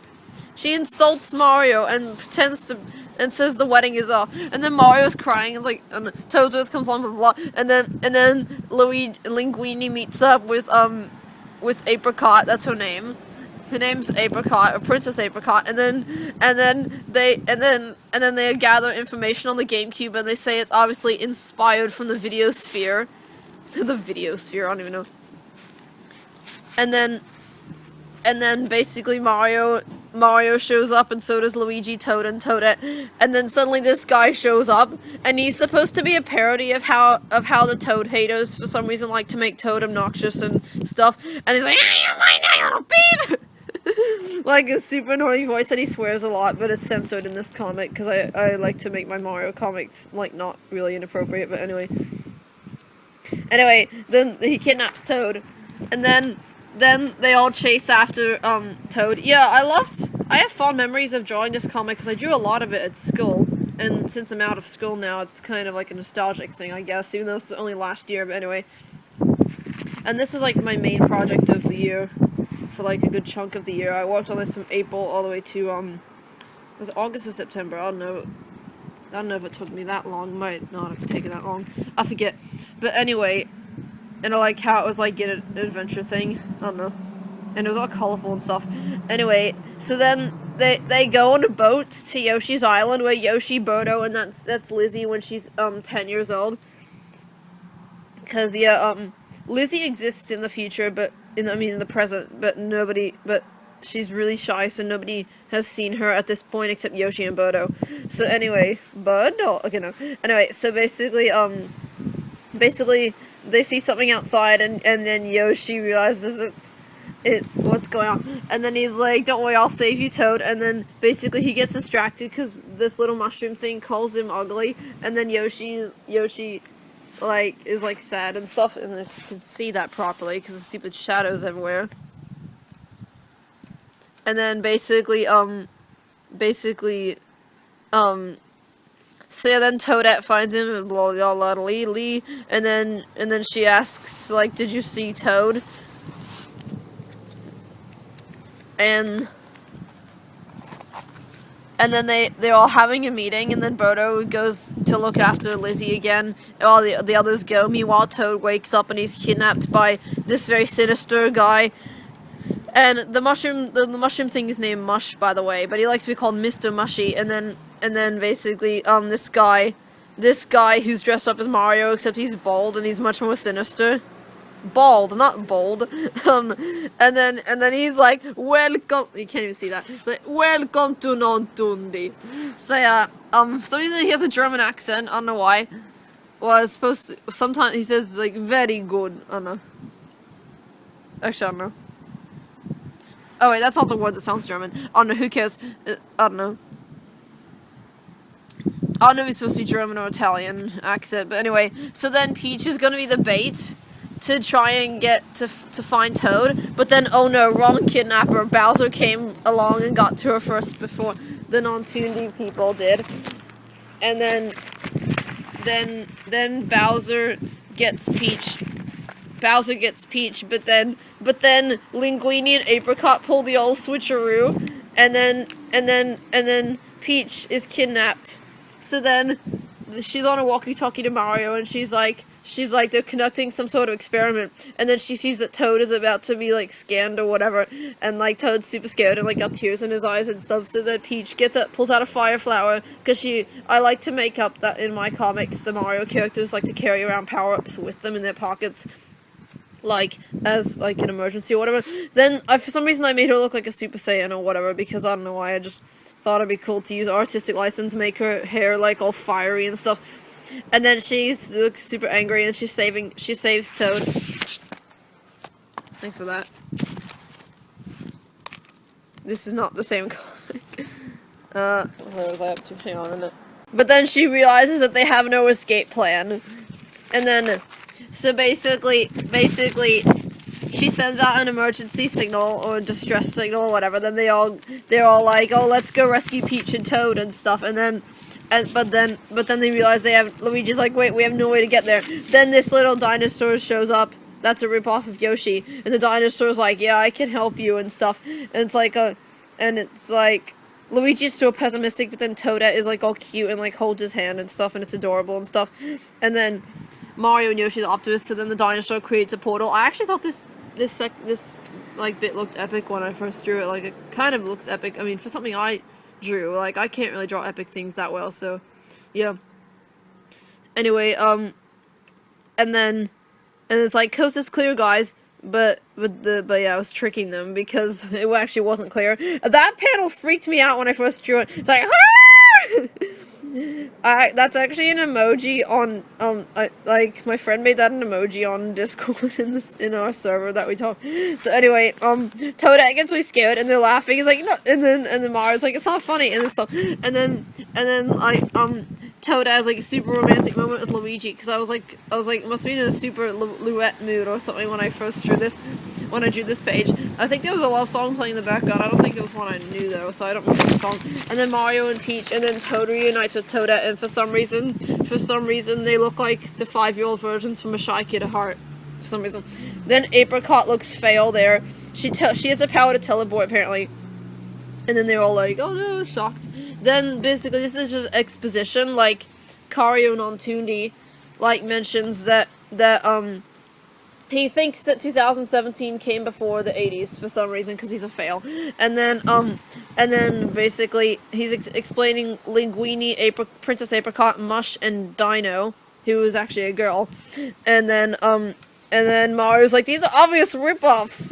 It's like, you just copied us. Who's next, Daisy? He's like, I'm sober! And then that girl's like, just a random girl I made up.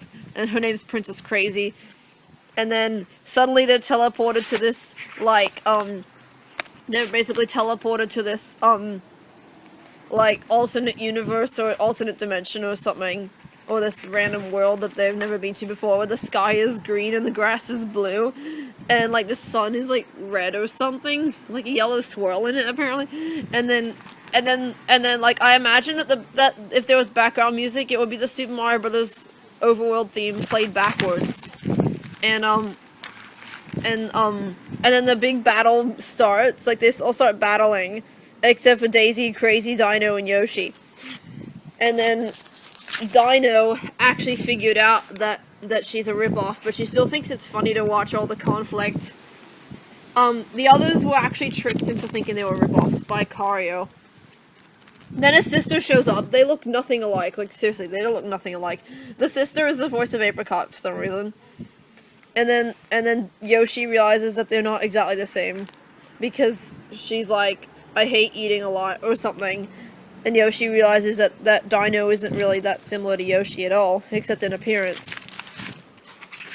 And then Mario's like, just be yourselves, or whatever, and Cario explains that his characters took on personalities of their own, which is so true. Like, this comic ended up being so meta, because that's basically what happened with, that does happen with people's characters. Sometimes they just write themselves, and they completely evolve. That's happened to my characters before. They've changed so much just on their own. Like, without me even trying that hard to change them. They just changed somehow. And, he was trying to rip off the Mario characters, but, yeah, as I was drawing this comic, I realized, well, Linguini and Apricot and Mush and Dino and Cario, like, all of them, they don't really resemble their who they're trying to be in personality. So I'm like, maybe that can be the whole thing of the comic, can be, like, that, the characters, like, can be unique. If they just they just stop trying to rip off Mario and just be themselves or whatever, I don't know. And then this is an epilogue of what happened. Linguini reminded me of like one of those like creepy mascot things in like those scary things, I don't know. And then Dino ended up becoming part of a Tooname, and then Mush definitely screams like crude cartoon character. And then she got put in a fairy tale or something, and then she's still mean apparently.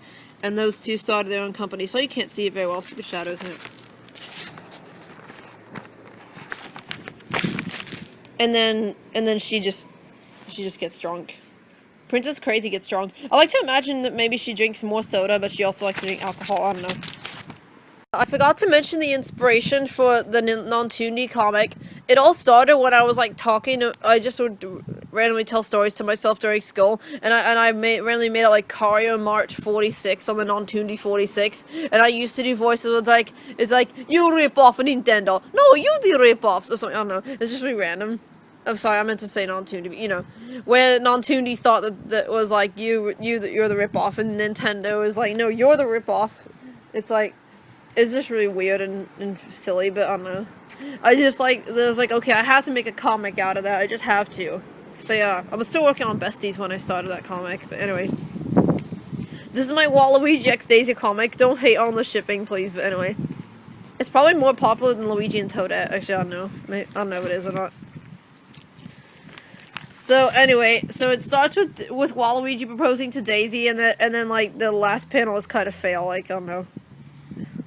Anyway, so basically oh yeah, Rose is in this comic, by the way. And she has short hair this time. I like Rose better with short hair, actually. I've noticed that I like her better with short hair.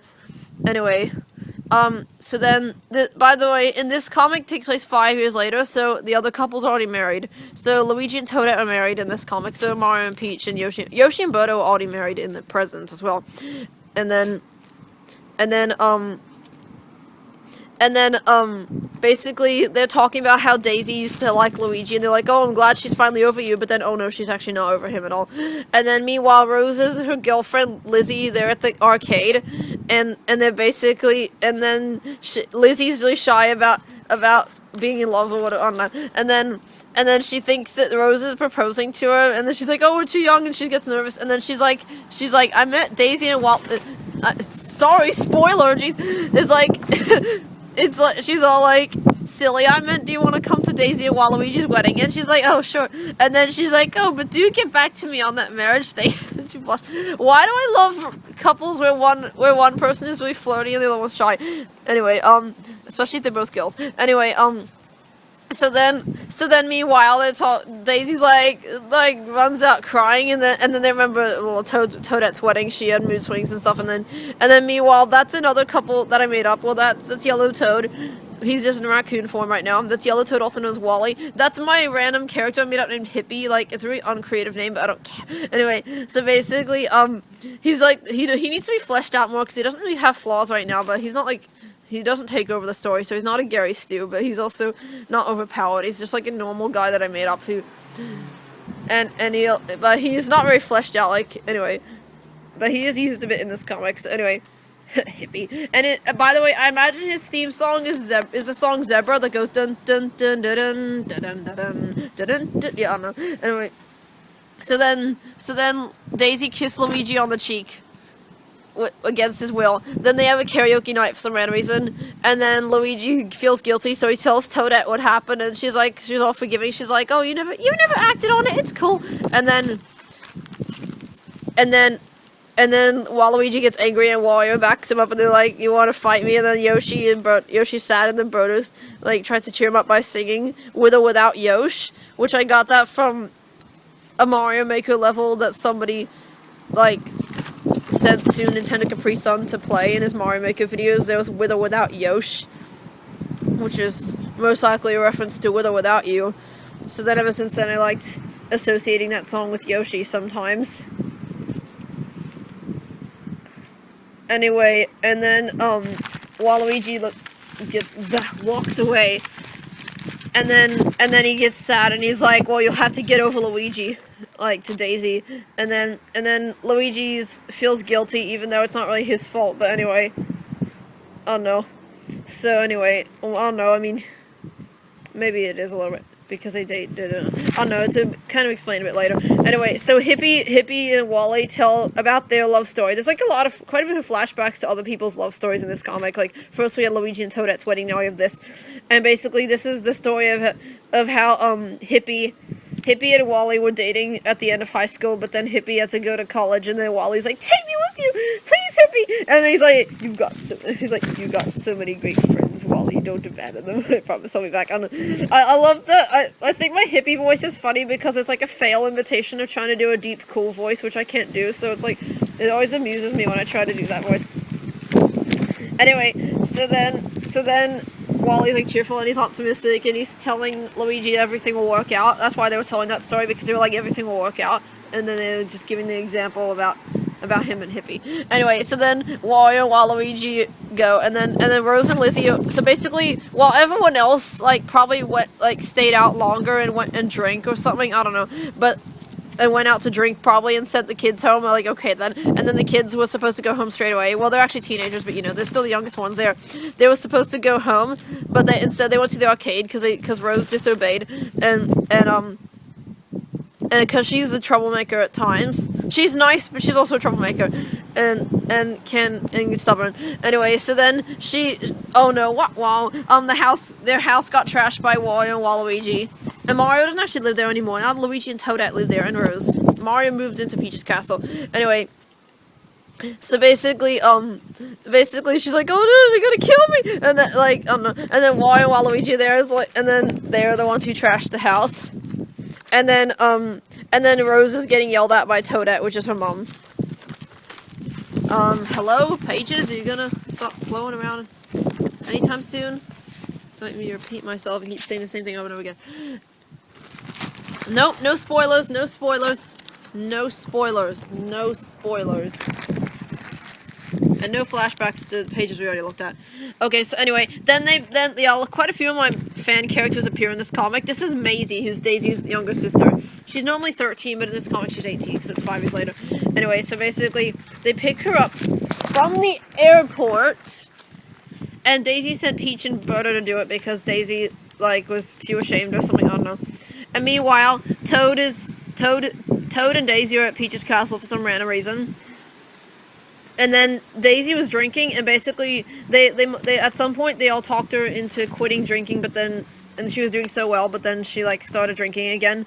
And Toad was like, you were doing so well! And then also, the sister, like, Maisie doesn't want Daisy to drink either, so Daisy has the like, I didn't just make up this ability just for this comic. I actually had made it up, like a year before, a year prior or whatever, that Daisy has the ability to turn sober at will at any given time. And I didn't just make that up for this comic. I actually had already established that as part of my headcanon for some random reason. Anyway, so then Daisy tells Toad not to tell anyone, and he's like all nervous. He's like afraid that he won't be able to keep a secret.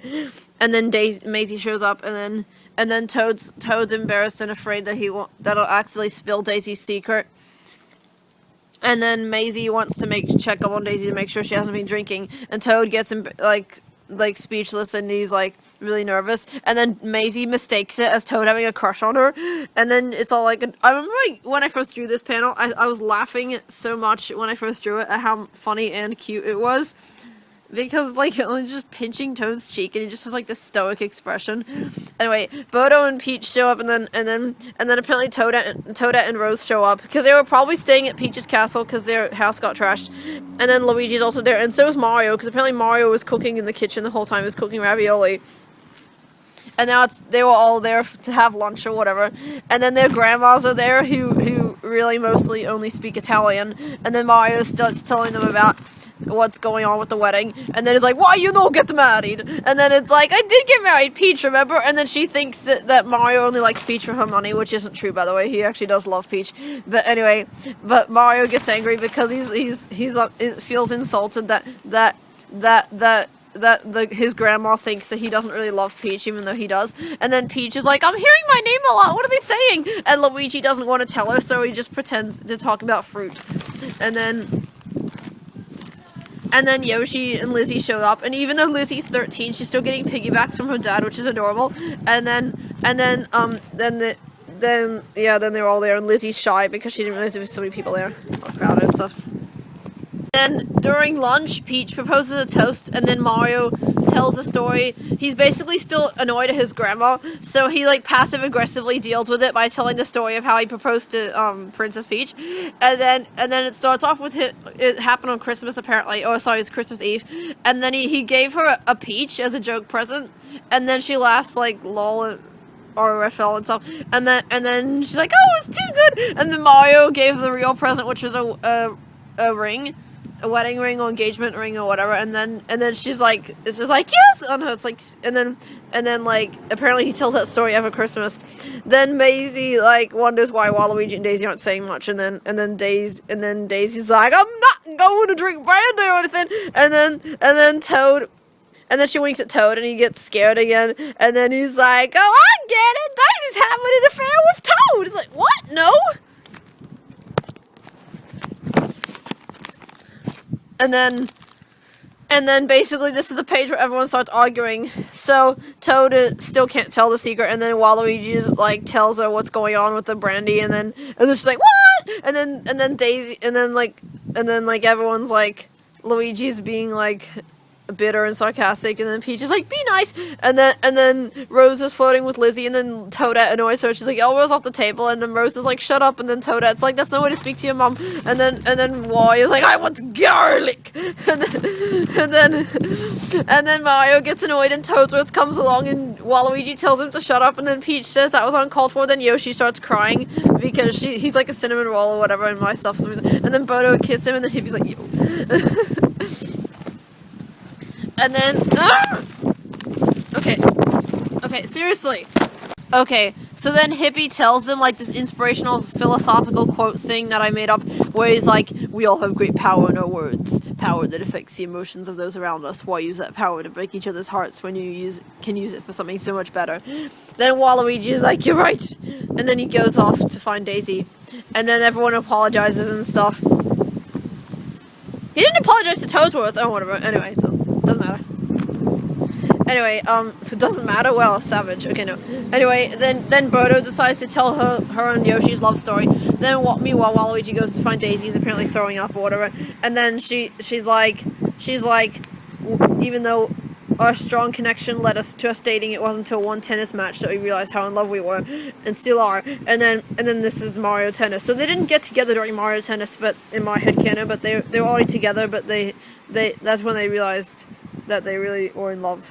During Mario Tennis. So that's the first game we actually see them together. And, like, that they're ship-tees or whatever. Then they embarrass Lizzie by talking about, asexual reproduction or whatever. I don't know. But it's asexual, though. I don't know. Anyway. So, because of dinosaurs and stuff. Anyway, then, yeah. And then Waluigi and Daisy are kissing. Okay, so then Daisy and Waluigi go to counseling, and that Koopa Troopa is actually the Koopa dad from the Christmas comic, because I wanted to I wanted to use him again. I wanted to say his job was to counsel people, and since he's has a happy, healthy family life, so I thought he'd be good for the job of helping other people towards having the same. And here comes the wind again, yay, what fun. And then Daisy sends a letter to Luigi because the Koopa's like, oh, you should get closure on your relationship or whatever. And then, on your past relationship, I mean, because Luigi and Daisy dated before. I already said that in the other part of the video. And then Daisy sends a letter to Luigi, and he's like, oh no, what if she wants to date me? Or something, I don't know. And Toadette's like, I'm sure it's fine, and stuff. And then, like, this is basically just them talking here, where they're all like, where Toadette convinces him to go, and then she's like, if Daisy tries anything, I'll be there with a fire flower. And then they hug and stuff, and then Waluigi and Daisy are like talking a little bit there, and then this is basically like a cliffhanger. Not really, I don't know. It's just like anticipation of what's gonna happen during the talk. Oh, spoiler alert! Nope. Okay. So then they talk, and Daisy's like completely fails to realize that Luigi doesn't even like her that way. That's a part of my headcanon for a while, that Daisy always thought that Luigi liked her, even though he makes it clear that he doesn't, because Daisy's a fail, apparently, and dumb. No hate on Daisy, though. She's awesome. And then she basically turns the tables on him, and then he realizes that maybe it was his fault partially his fault for dating her in the first place, even just because he wanted a girlfriend, because he dated Daisy because he knew she liked him, but he didn't like her back, but he just was like, oh, I'll probably never get a girlfriend ever in my life, so that's why he dated her. But then he felt happy, that's why he felt happy when they were kissing in Luigi and Toadette comics. He was like, finally, I had someone to kiss, even though he didn't have feelings for her, and then that's why he was sad to get dumped. That's why he probably got over her so quickly, because he never really liked her that way, and then that's when he realized he liked Toadette. But anyway, I didn't do that comic though. Then so yeah, he realizes he shouldn't have done that, and then he basically wishes him good luck, blah blah blah. They hug, and then Toadette and Waluigi both get jealous. Like Toadette's not mad at Luigi, she's mad at Daisy, and Waluigi's mad at Luigi, and also she doesn't have the fire flower because I didn't have room to draw it. Then this is scene skip to the wedding, Daisy totally doesn't even want to wear a dress. She just wants to wear overalls and a plaid shirt for some reason, because I like drawing on the outfit for some reason. And same outfit as Maisie, actually, if you didn't notice. Well, it's probably really obvious anyway. That's Maisie. That's Daisy. Anyway. So then, then basically, that's a fail height difference between Wario and Waluigi. So then, because Waluigi's supposed to be taller, but he looks shorter, and his head, and Wario's head is way bigger than Waluigi's, like, fail. Anyway, because I completely failed it. Anyway, so basically, he's gonna be like, oh, she's gonna look stunning, and then this is how she actually looks. He's like, here comes the bride! Here comes the bride! And he's like, she's even more beautiful than I expected. I don't know. And then Toadette is all old-fashioned. He's like, you must wear a wedding dress. And then Peach is like, ah! And then this is a random girl. Suddenly there's this other girl in green that shows up out of nowhere. Her name is Princess Lemon. She's Peach's, is she younger or older? I think she's the younger sister, but she looks like the older one. And like, Princess Lemon, it's like, who's she? Where's she just randomly come from out of nowhere? And then there's a flashback to him being old-fashioned about Mario and Peach's wedding. He's like, no hanky-panky after the wedding, and then it's a Toadette. He's like, aren't you young? And she's like, I'm 27! And then Yoshi and Bodo, he's basically like, are you sure you're not doing this because you're illegitimate child? It's like, yes, we're sure. And then Waluigi's like, oh, we should be unique because, like, we're unique or something, I don't know. And then Toadette's so fine, whatever. And then the wedding and stuff. I'm not really good at wedding dialogue, so I just go off what I've seen from sitcoms, like what they say about the vows and the stuff. I don't know. And then the Waluigi does this like big long thing where he's like saying how much he loves her and stuff, and she's a soulmate and stuff, and then he's like, Daisy vows like, you're a hunk of a man, and then Toad's the ring bearer, and then basically they kiss, and that kiss actually doesn't look too bad. It kind of looks anime, but it doesn't look too bad. And then like, no, let's go wild dance. And here she had a bottle of brandy in her hand the whole time, in her pocket probably the whole time. So she throws the bouquet, and guess who catches it? Lizzie. I mean, they're the only couple left who hasn't gotten married except Wally and Hippie, and they're really casual and don't care about getting married. They just want to be together but not married. And, Lizzie and Rose are the youngest of the couples. So then Lizzie's like, Rose is floating. She's like, nice catch. And Lizzie's like, oh gosh. It's so cute. And it's like, lol. Anyway, so that's it. Okay, so this is the last of the finished main comics, because the one after that only has like 3 pages made so far.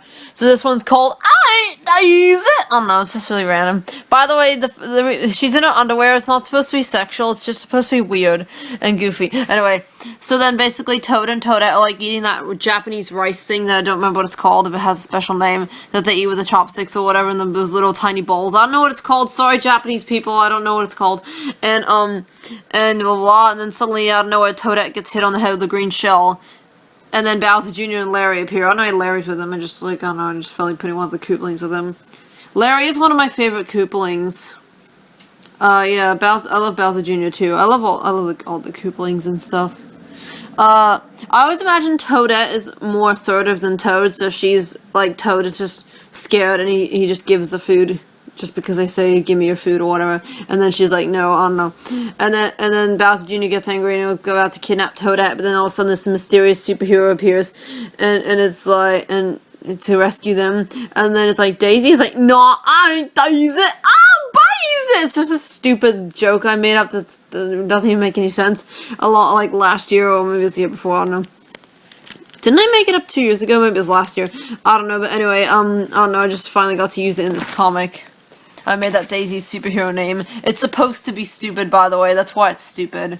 Because that's my version of Daisy is really stupid for some reason. And I don't hate Daisy. I love Daisy, but anyway. I think Daisy's funny, anyway. Anyway, and then, I don't know, she's very fail. She's a disgrace. She's a disgrace? That's not what I meant. I mean, she's not very graceful is what I meant to say. And then Toadette gets kidnapped, and for some reason she looks taller than Bowser Jr. because I made a mistake. And then I thought this panel was epic, even though Daisy's like half naked and Toad is adorable, and she's all like, and it's like we have to tell the Mario Brothers, and there's like, no, the boys can handle this crime because the others are on vacation and stuff.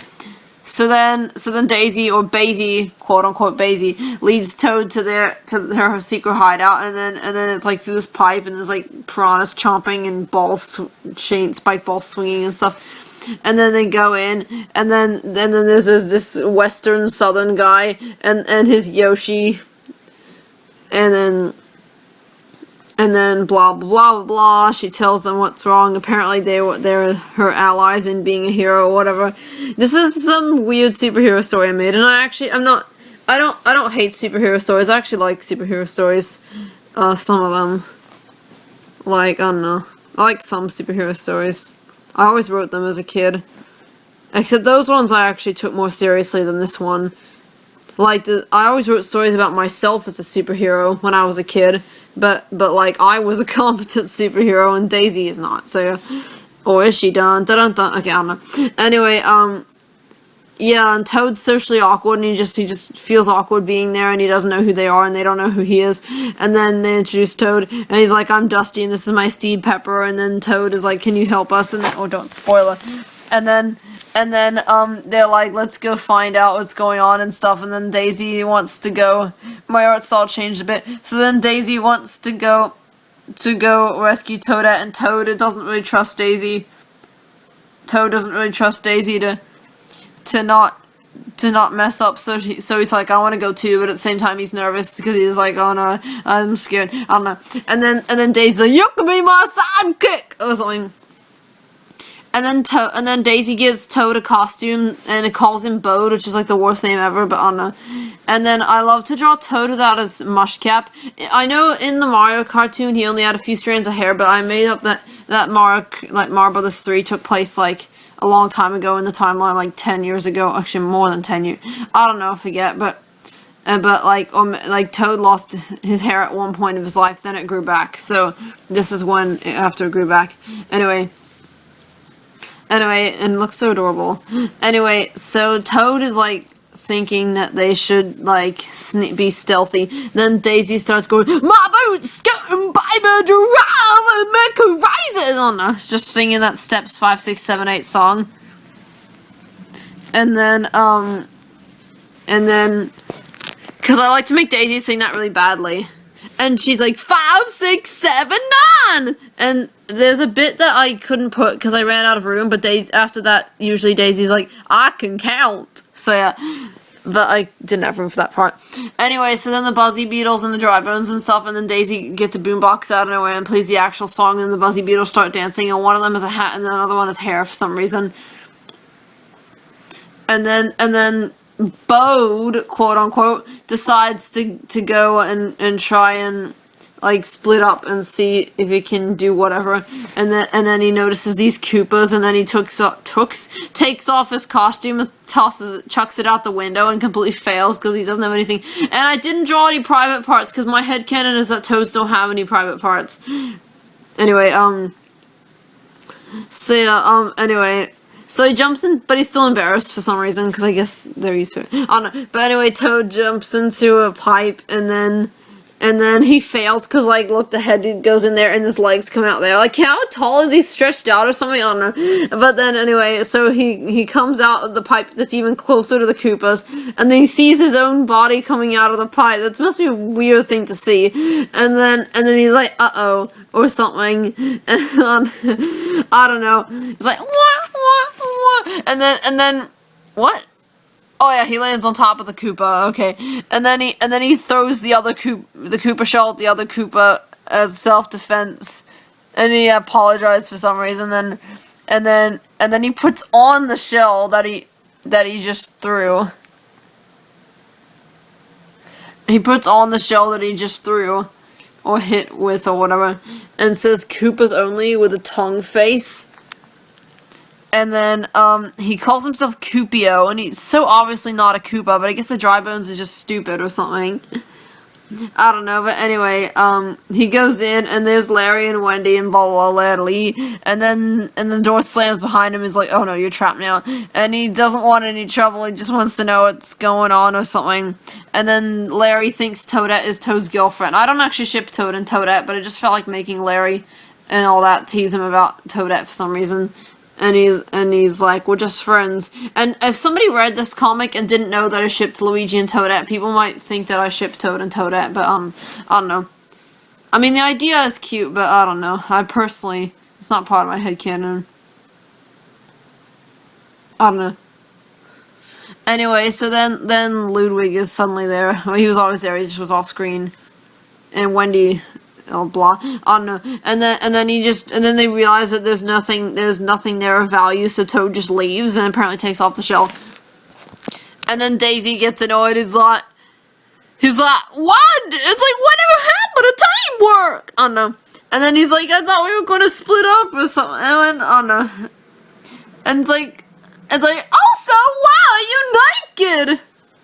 And then she apparently found the costume and she's like, I thought it should be known to wear this, blah blah blah. And then this Goomba comes up and chomps the costume. And then somehow Daisy was like, so that's what you have to say. It's like, that's not, I don't even know, it's not even Toad fail. I don't know why I put that bit in there, it's just stupid. Anyway, so then she makes Toad walk back naked. He's like, you soiled the name, you walk with the shame. It's just so stupid. Daisy, it's like poor Toad in this comic. Like, Daisy's a fail, mistreats Toad, which happens like on the next page as well. And if you love Toad, you might hate Daisy, but I don't want you to hate Daisy because of this, because I don't know. It's just, I made Daisy a fail. In this comic for some strange reason. Anyway, so then Daisy's mad, and then this Dusty guy is blah. I don't know. He just like tells Daisy that some people aren't really into superhero stuff. I don't know. And then she pulls a stupid face and she's like, "Nah, Dusty, you're making me blush." And then Toad's like, "Wait, aren't you already with Waluigi?" And it's like, "Dusty's my uncle, you creep!" So I don't know. So yeah. So, yeah, in my comics, Daisy dates Waluigi. Sorry if anyone hates that shipping, but I don't know. At least it's not as widely hated as Peach X Wario, which, by the way, I don't ship that, but I don't know. I don't hate it, though. I mean, I don't know.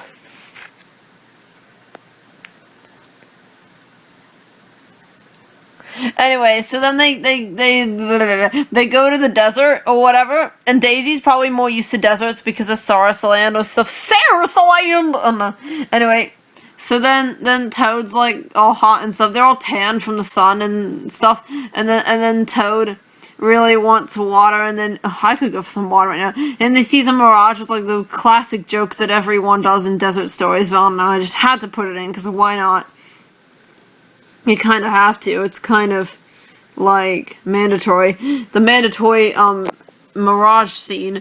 And then Daisy's just casually drinking a glass of water. Look at her! She's just casually drinking a glass of water. Like, what even, Daisy? And then she's like, Mirage's kid, gotta watch out for those. I like how her voice sounds stupider when she's saying something really stupid, like it's dumber. Usually I make that her drunk voice, I don't know. And she's like, you had what? He's like, you had water this whole time? Why didn't you tell me? Yeah, didn't I ask? Don't read the whole comic, Jesus. Don't read every little speech bubble. I don't know. In the meanwhile, Dusty and Pepper found this key, which is what Daisy found in the, didn't she, like, I think from what I remember, she found it in the fortress at some point.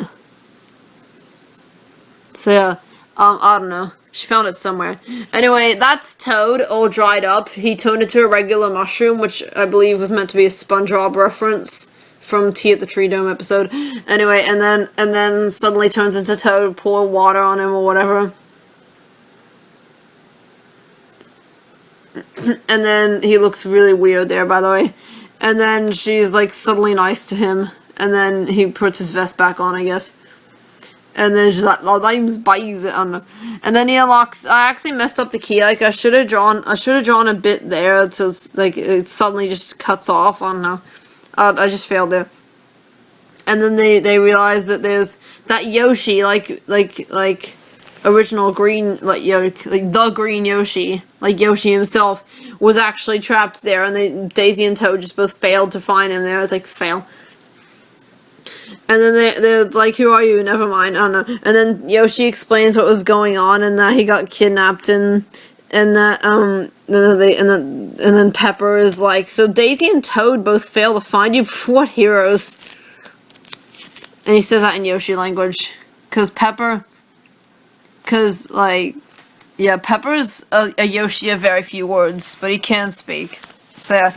Anyway, it's Roy and Morton. Instead, like, everyone likes to make Roy a bully because of the cartoon. I used to do that too, but then I was like, I don't know. I like to make him more of like a calm one, like the Japanese one made him originally like that in Super Mario Bros. 3 manual or something. They said he was like talking a calm, collected way or something. But then I thought that was more interesting because, I don't know. Than typical bully, I don't know. I don't know. No offense to other people's headcanons. I respect them, of course, but anyway, I just like to mix things up a little. I don't really know exactly what to make Morton like. Like, I think he's supposed to be more silent type, but I don't know. I make him, and he's a grouch. I don't know. Anyway, so basically they show up, and then blah, and then, yeah, I don't know. And then suddenly Dusty shows up to save them, and that was like a failed, really short battle that didn't go anywhere. Because for some reason all these Koopalings, well, anyway, so far nothing's happening.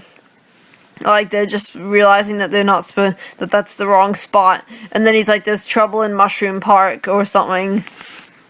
Okay, I like this page. It's very colorful. So then Basie, quote unquote, and Toad go to Mushroom Park, and then in my headcanon, Baby Park from Mario Kart Double Dash is part of Mushroom Park, and it's the area that the babies go in. I don't know. I think it's actually part of an amusement park, but I don't know.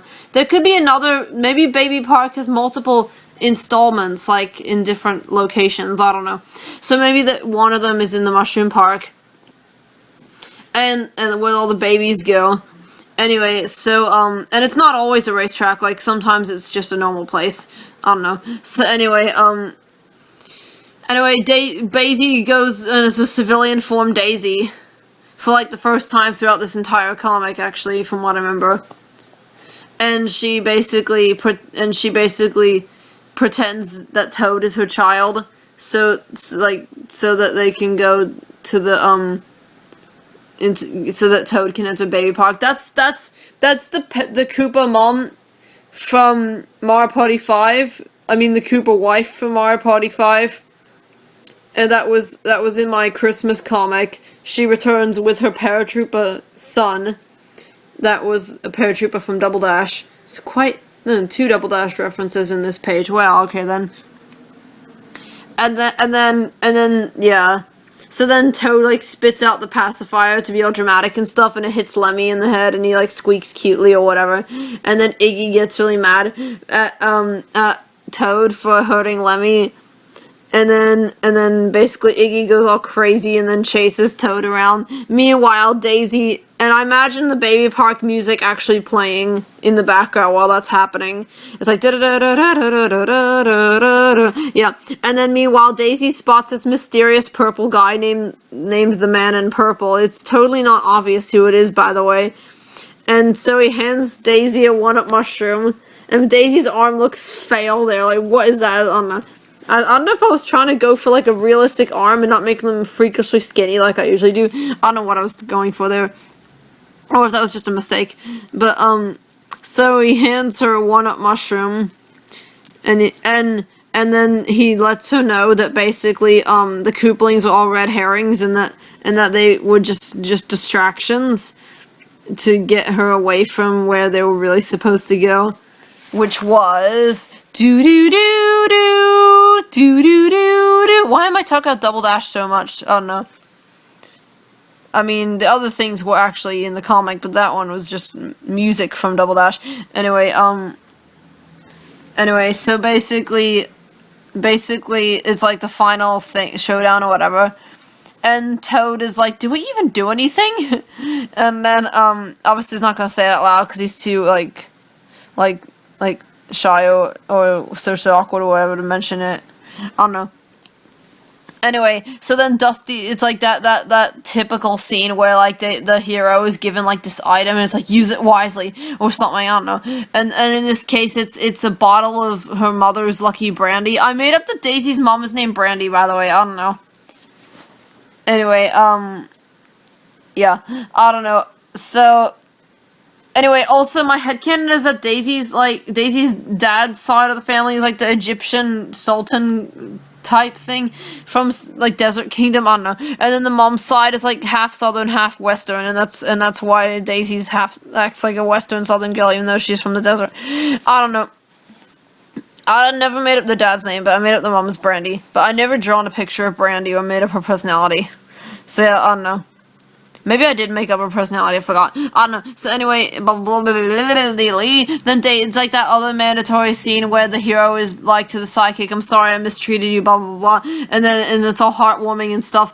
And then Pepper. And then there's the typical cynical character who's like, I don't trust you two, I'm going as well. Or something. Basically what Toad did earlier, like, except this time it's Pepper.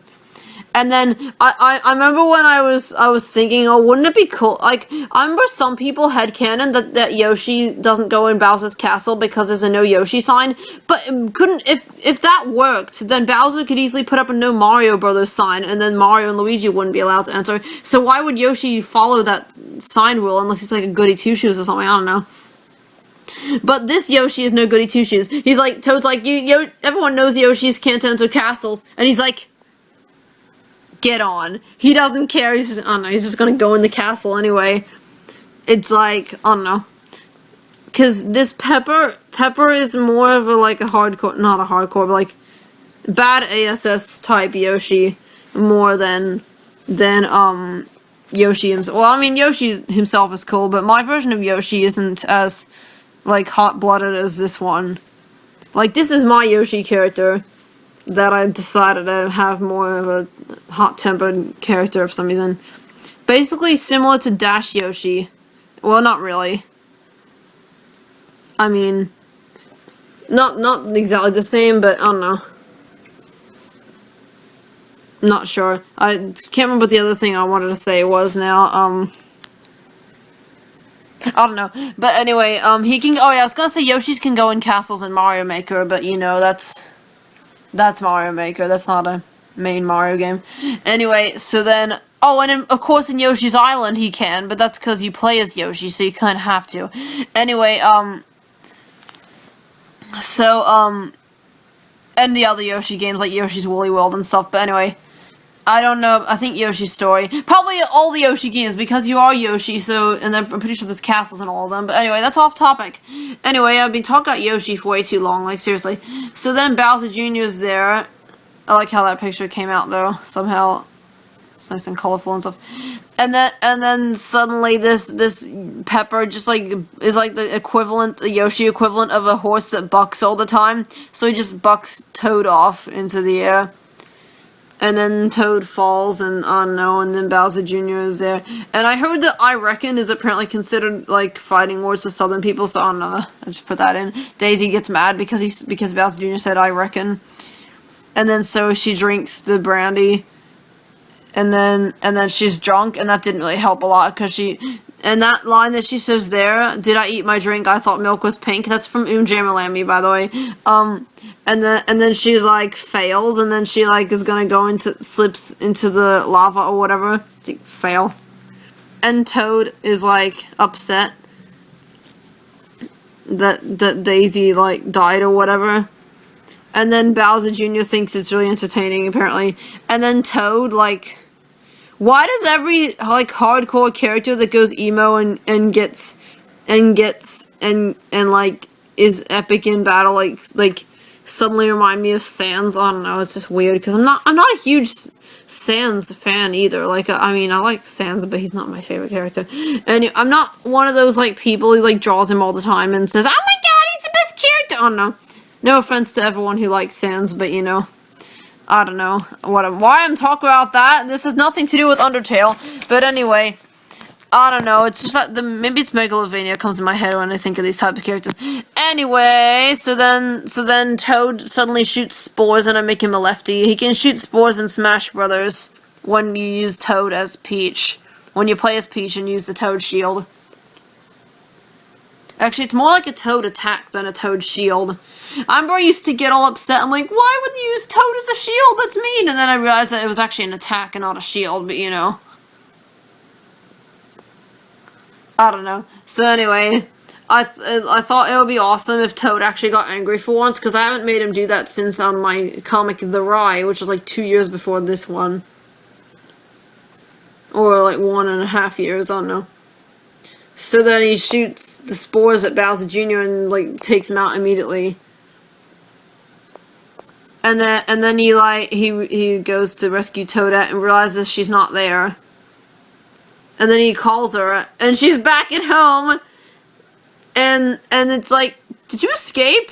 It's like, well, I'm not Peach. It's like, poor Peach. No offense to Peach or Peach fans, because I like Peach as well. But you know, if you're close friends with someone like Toadette and Peach are, you're probably gonna rip on each other. Like, just for funsies. For funsies? I don't usually talk like that. Anyway, I know why the phone's purple there and white there. I failed. Anyway, maybe it's a magic phone that changes color. Anyway, so then it's like Daisy died for nothing. And Toadette's like, Daisy died! Basically, and then, like, yeah, and then suddenly he hears, like, someone calling his name. And then it's Daisy in a bubble, and she is like, set me free, why don't you, Toad? Get me out of this bubble, why don't you, Toad? Or something. And then he's like, and then Toad feels like an idiot because he realized that one-ups are a thing, because he thought he was so caught up in that battle that he forgot that one-ups existed. And Toadette thought that didn't realize that she died from like in my headcanon, I think I said this back in the Rais or Besties or something, but if a character is like murdered by a Goomba or falls in a pit or something, they come back with a one-up. If they die from old age or a disease, then they don't come back. Like, in natural cause, they don't come back, but if they die from an enemy or something, then they come back with a one-up. So Toadette didn't realize that she died by falling in the lava. That's why she was scared. Toad was just a fail, because he actually saw what happened. And I hope I didn't spoil what just happened, even though I'm pretty sure I just did. I think I filmed the panel that spoils it. Anyway, hope you weren't paying attention. No, just kidding, you can just whine. Anyway, who cares? Anyway, sorry. So basically, Daisy is like, gosh, what an adventure! I don't know. I love the colorfulness of this page. Anyway. So then she's like, we have to kiss now! I was like, what?! And then she's like, the movie, or every movie ends with a kiss, right? It's like, but this isn't a movie! And then suddenly she just kisses him, even though she's dating Waluigi, but you know. She's not in love with Toad, she's just being a weirdo. So yeah, and I don't know why, but I suddenly like the idea of Toad x Daisy, even though I don't ship it, but apparently I'm a multi-shipper, yay, again. Toad x Daisy, I like it better than Luigi x Daisy. Because apparently Toad and Luigi swap girlfriends, okay then. Even though Toad and Toadette's relationship is ambiguous, but I don't know. I don't know. But anyway, I also want to draw Daisy x Toadette. Sorry people who hate shipping out there. Anyway, and then Toad's like, I taste something weird. Oh yeah, I'm still drunk. And then basically, Toad seemed like pretty unfazed. All of a sudden, he just completely seems normal after that kiss, like he's just focused on getting Daisy home. What a gentleman! He kisses a girl, and instead of being like a perv about it, or like arrogant, he's like concerned about her health or whatever. I mean, why do I? Now I said that more. I want to ship them more, but Toad is Ace and Arrow in my headcanon, and Daisy's with the man in purple. So why? I don't know. I could always make an AU, an alternate universe. I already have an alternate universe where Luigi dates Toad, but I'm sorry, all you people watching are like, what the beep is up with this person? Anyway, sorry. I said like 4 different shippings that I like just in this one thing, or 3, I don't know. That aren't part of my headcanon, I mean.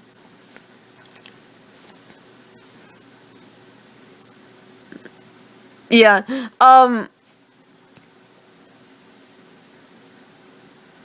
was I gonna say? Yeah, I haven't really done much with Luigi x Toad, which I like to call Load. I like that name because it's like a video game. Anyway, then Daisy vomits, and that's the end. Yeah, I drew a picture of her vomiting, like, 2 years ago, but then I deleted it because I thought Daisy fans would hate it or something. And I'm like, oh no, I don't want Daisy fans to think I hate Daisy. I don't. I love Daisy. I don't know. I just love making fun of her. So I don't know. I make fun of like all the Mario characters at some point. Like I make all the Mario characters have stupid moments, to be honest. Like I don't really have a designated smart one or well, I have a designated stupid one, which is Daisy, but they all have stupid moments. Like I've had Toad fail, I've had Peach fail, I've had Toadette fail, I've had Luigi fail, Mario, Yoshi, you get the idea. So I don't know. Anyway, the next comic I'm not gonna show you because I would show you the cover, but I haven't actually drawn the cover. So yeah, this video is probably like over 2 hours or like just about 2 hours. So I'm sorry, everybody, but yeah, that's the end of I Ain't Daisy. I need to get back to my next comic, which I'm not telling you what. Okay, I'll tell you the title. It's called Headcanons, but I'm not telling you what it's about. If you want to know, go to DeviantART. If you want the link to my DeviantART, tell me in the comments or something, and I'll put it in a private message. Say goodbye, everybody.